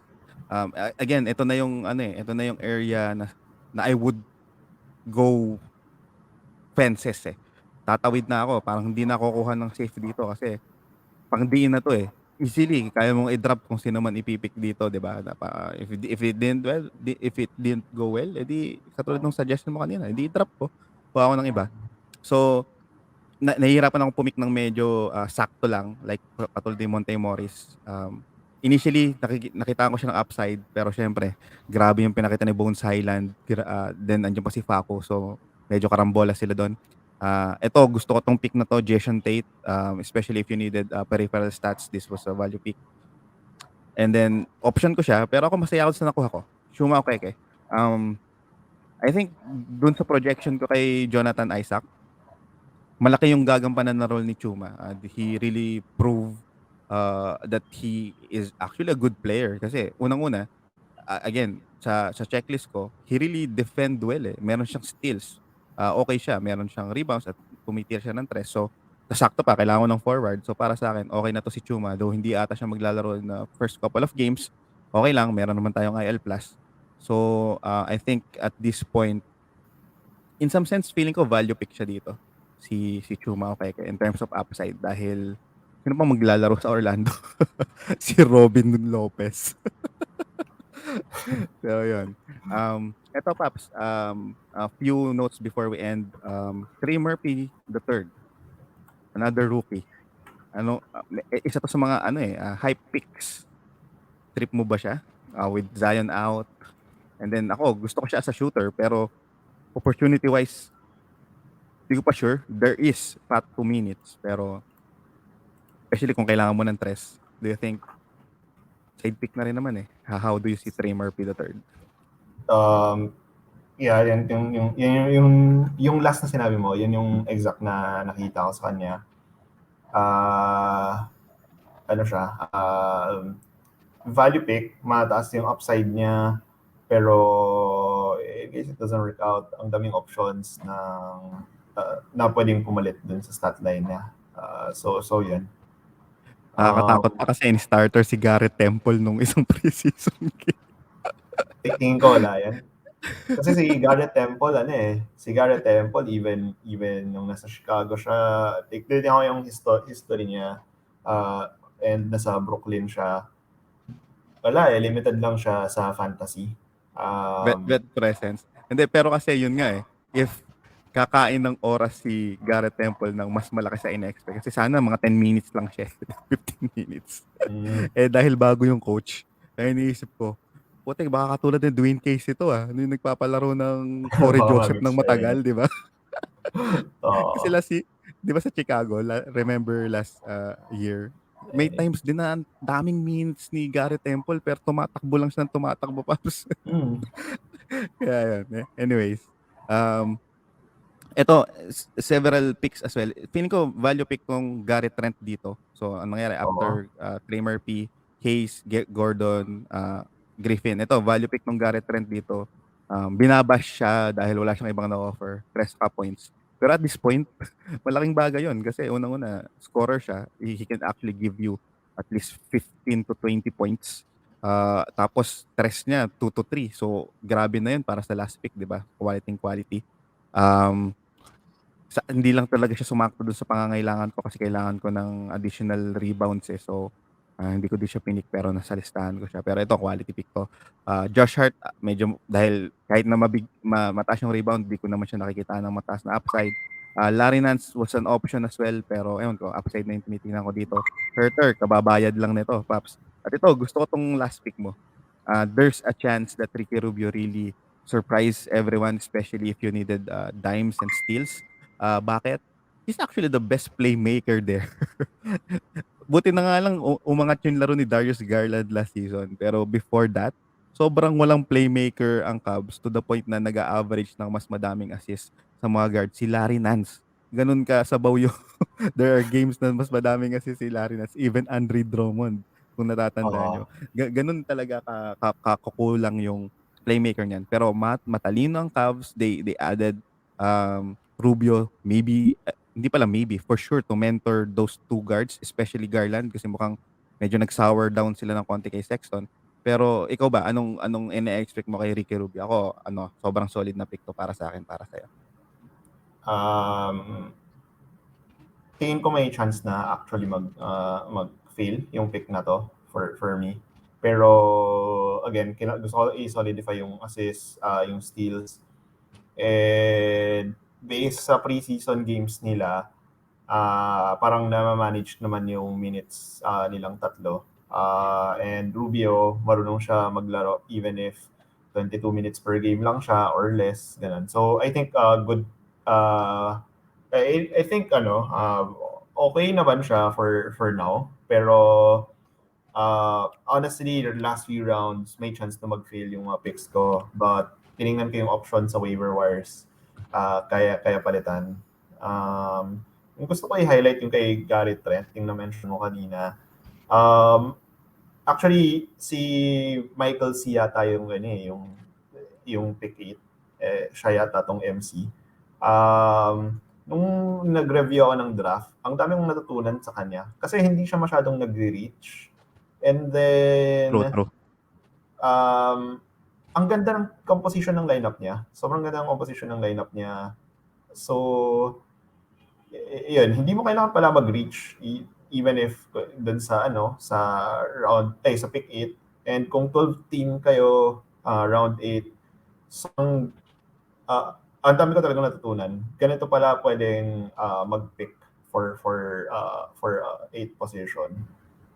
And ang ganda ng Gary Trent. Agree ako sa'yo na yes, 3 cent points, pero kung yan yung kulang mo, go for it. sobrang solid mag-pick ng middle kapag 12, at least standard yung 12. Kasi pag yung 14 pataas na, ang concern ko sa middle, kailangan solid decision maker ka. Kasi Mm. dalawang bagay lang yan eh. It's either pag nagkaroon ng difference sa trend, kailangan mo mag-reach, Mhm. or you have to pick a value pick na posibleng hindi akma dun sa tema mo. So yun yung ano eh, yun yung medyo silver lining ng nasa gitna eh. May options ka, pero again, it's a decision that you have to make within like 45 seconds to 1.5 minutes. Kaya kailangan medyo mabigat 'yan para sa ibang GMs. Yung iba tuloy ayaw sa mid. Pero yun, wala ka naman dapat iayaw o gusto. Ako nga, kadalasan gusto ko sa dulo eh. Kasi wala, gusto ko lang yung back-to-back. Tapos ayaw ko sa una. Kasi wala lang, hindi fun yung first pick eh. Gusto ko fun yung first pick. Minsan kasi hindi ka na mag-iisip sa first pick. Pero yun, ako gusto ko yun, mid and last. Tapos kung mag-early rounds ako, gusto ko mga fifth pick para medyo una ako sa turn dun sa mga nauna sa akin. Pero kasi, especially this season, halos hindi nagkakalayo yung 1 to 4, 1 to 5, may case talaga. And then yun, wow, I do understand we overextend, pero the reason why I really let it overextend kasi dun sa mga gustong namnamin yung logic and psychology behind the drops, especially with someone like Papi JB here na technical, talagang pinaplano and strategic. Bibigyan ko naman kayo nung ganung opportunity to learn from him kasi kung tingnan nyo naman kung paano kami mag-usap, there are several instances, madami nga na medyo other end of the spectrum kami in some level eh. So gustong-gusto ko yung concept na to dahil nagkaroon tayo ng different perspective. And then Papi JB, to wrap it up, anong masasabi mo sa teams natin? What do you think? Wish your uh, I want to see some smoke. Ikaw ba yung magcha-champion dito? Who are your top 3 teams? Si MC, yun yung isa na nakikita ko. Most likely, actually, siya yung champion, to be honest. Ang dami ko natutunan dun sa draft niya pag tinignan nyo. Si El Fast Break din, malakas yung team niya pag tinignan mo sa whole. Kasi manage yung risk na mawala si Embiid or si Boucher. So, tingin ko top siya. Yung team mo, late ko na-realize. Pero, in actuality, pag tinignan mo yung team mo, if mahina lang siya sa totals dahil naka-factor in yung games played doon. Pero pag tinignan mo siya sa per game, yun, kailangan ko pag-isipan ano yung kailangan ko i-sacrifice na stats and ano yung kailangan kong i-up na stats para matalo. And then yung last would be si Rod and Gun.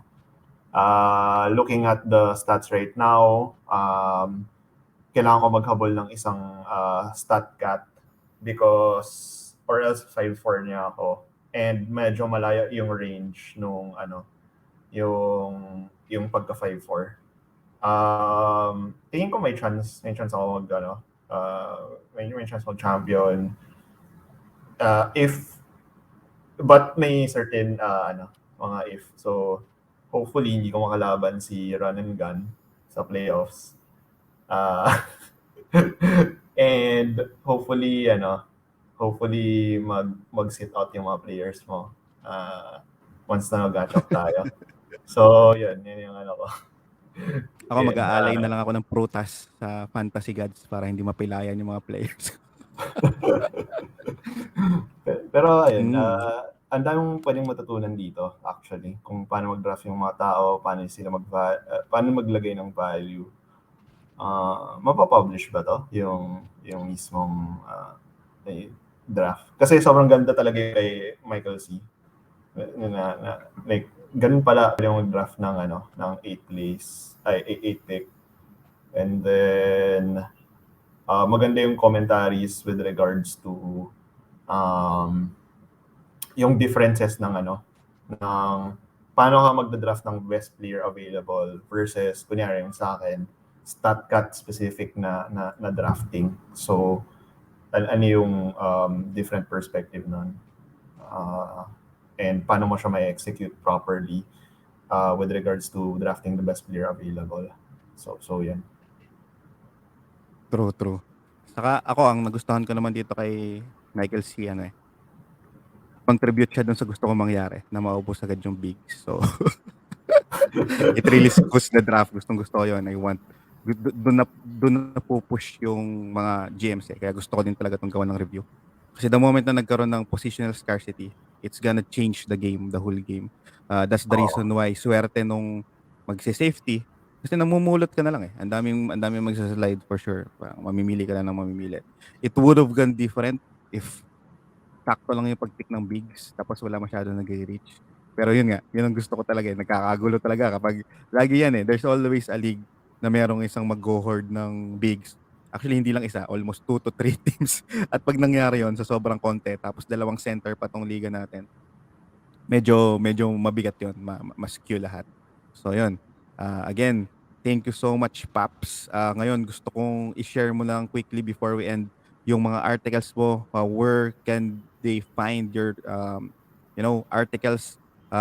He is actually under the name of Basketball Fantasy Talks. Ayun, Paps, I'll give you the table para i-promote to. So you guys can visit yung my blog, BBall Fantasy Talks on Medium. So that's BBall dash fantasy dash talks. Basically, the approach here is on the analytical side of fantasy. My goal is actually to promote basic math concepts and embed it into something that we're playing in. Honestly, I learned my fractions in NBA 2K, so I think it's a good venue to promote math, and it helps a lot even in later life. So yan. That's basically what my blog is about.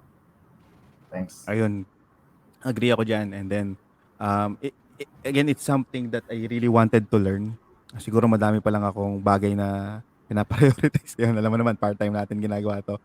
But we did enjoy what happened. We did enjoy the fantasy season. We do enjoy the fantasy season every year. And then yun lang eh. Ang pinopromote talaga natin dito is to really improve. Total, Tagalog naman to. Hindi naman to naiintindihan din na Josh Lloyd sa kanina Dan Bendris. I think Filipinos has that ability to be better than them.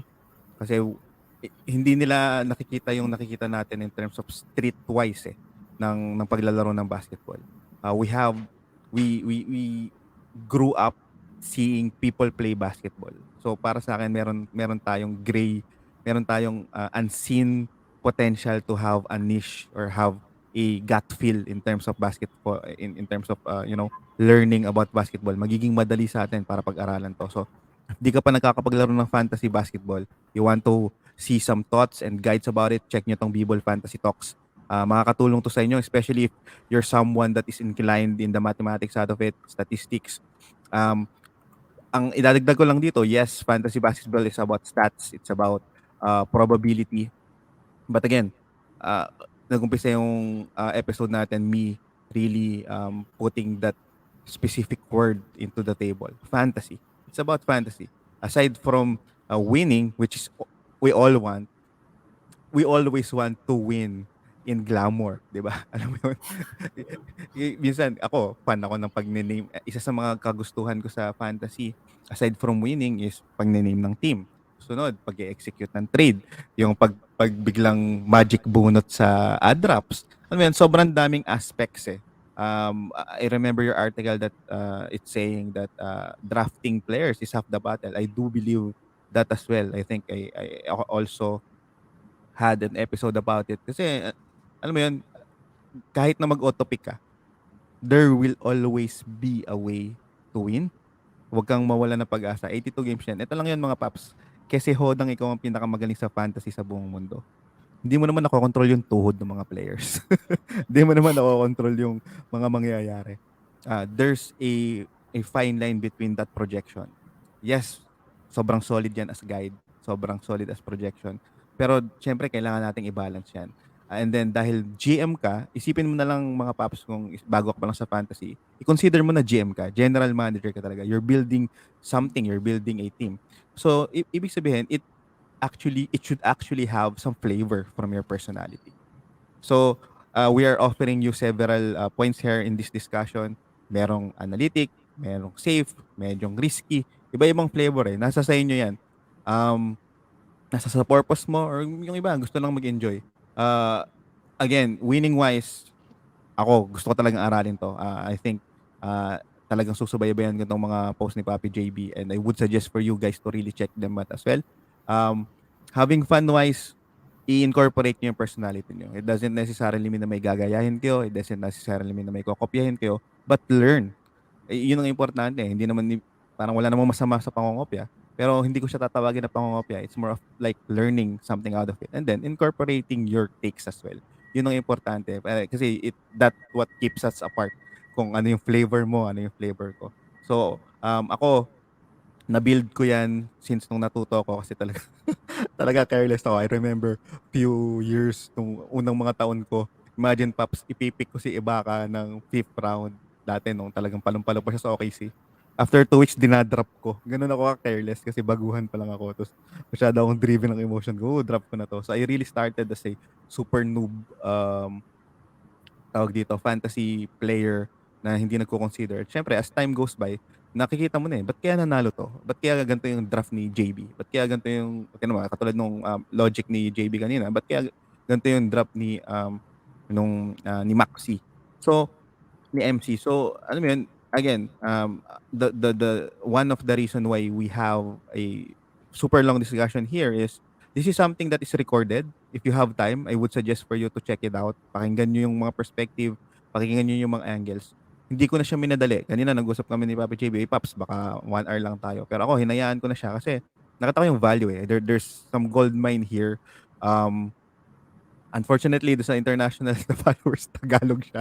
pero, pero still, gusto naman natin to i-promote sa mga Pinoy. Kaya later, i-drop natin tong episode na to. Medyo napahaba yung outro ko. Ano lang, natuwa lang ako. If people as passionate as us, Papi JB here, sarap ng kwentuhan eh. Hindi mo napansin, uy, 2 hours na pala. Tanghalian na pala, di ba, Papi? So, ayun. So, anyway, again, maraming salamat, Papi JB. Last question ko sa'yo, sino ang breakout player mo? Who's your favorite guy this season? Dapat hindi first rounder. Medyo marami pero tingin ko si Sige, bigyan mo ang tatlo, Paps. tingin ko si Anthony Edwards yung isa. Tingin ko si Ja Morant. And then tingin ko hindi ko alam kung dahil sa sa bias ko lang. If kilala niyo si Scottie Thompson sa PBA, parang hindi ko alam eh, pumapasok yung stat line niya sa akin pag sinasabing Scottie Barnes, and tingin ko baka yun yung mangyari actually this year. Draymond 2.0, no? Paps, si Scottie Barnes. Nakikita ko sa kanya parang hyper na Draymond Green. Again, ang concern ko lang talaga kay Scottie Barnes is yung minutes and then yung coach. Kasi, ewan ko, yun yung mga bagay. Sobrang dami talagang matututunan dito sa episode na to. Kasi alam mo yun, ang dami nating angles na chinek. Not only stats, not only injuries. We have coaches, we have position battles, we have, switchability ng mga available players dun sa rotation. So, sobrang solid itong episode na to. Thank you so much, Paps. Anything else? Anything you want to say? Any bold statement? Champion, Paps. Sinong champion para sa'yo? This season, hindi ko sure pero probably Lakers tingin ko. LeBron fan lang ako eh, pero hindi ako Lakers fan. Pero tingin ko ang champion si Sayang na-injured si THT. I was big on THT. Ayun, ako rin na gusto ko siya actually draft eh, pero injured.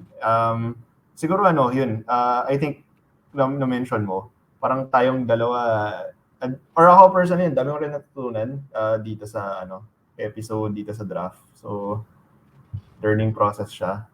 Hopefully, mas maraming tao maglaro ng fantasy. Paps, ipopromote natin yan. And then yun, I'm really trying my best to, penetrate the international scene just to let them know that we have good fantasy minds here. Not necessarily me, pero at least maging daan yung fantasy basketball page to really, open up. We have couple of Pinoy analysts there like Eric Ong. So, sana madagdagan pa. And then yun, I think you're one of the younger great minds that has that, uh, feel of the game agad. Uh, Sobrang na-appreciate ko yung mga articles na ginagawa mo. So, keep it up, Paps. So, supportahan ka namin. Okay? Thanks, Roy. So, yun. Thank you so much, mga papi. This was a long but worth it episode. So, I hope you watch it. Again, this is your Fantasy Papi, Papi Roy. To follow Fantasy Basketball PH, check nyo lang kami sa YouTube, Spotify, Anchor, Google Podcast, and Stitcher. And then, medyo tamad ako mag-tweet eh. So, minsan lang sa Periscope siguro. Like, subscribe, follow, share. Comment nyo lang. Agree ba kayo dun sa mga pinag-uusapan namin? Nag-overthink ba kami? Or you want some smoke? Yan ang mga gusto ko eh. Parang gusto ko talaga yung naririnig yung perspective ng iba. So, I really want to have this space for us to, discuss. And then, hindi naman tayo artista para tanggihan. If you want to share your thoughts, chat nyo lang ako. Gagawa natin ng episode yan. So, yun. Thank you, Paps. Happy drafting and good luck sa ating lahat. Thanks, Roy. Bye-bye. Bye-bye. Bye.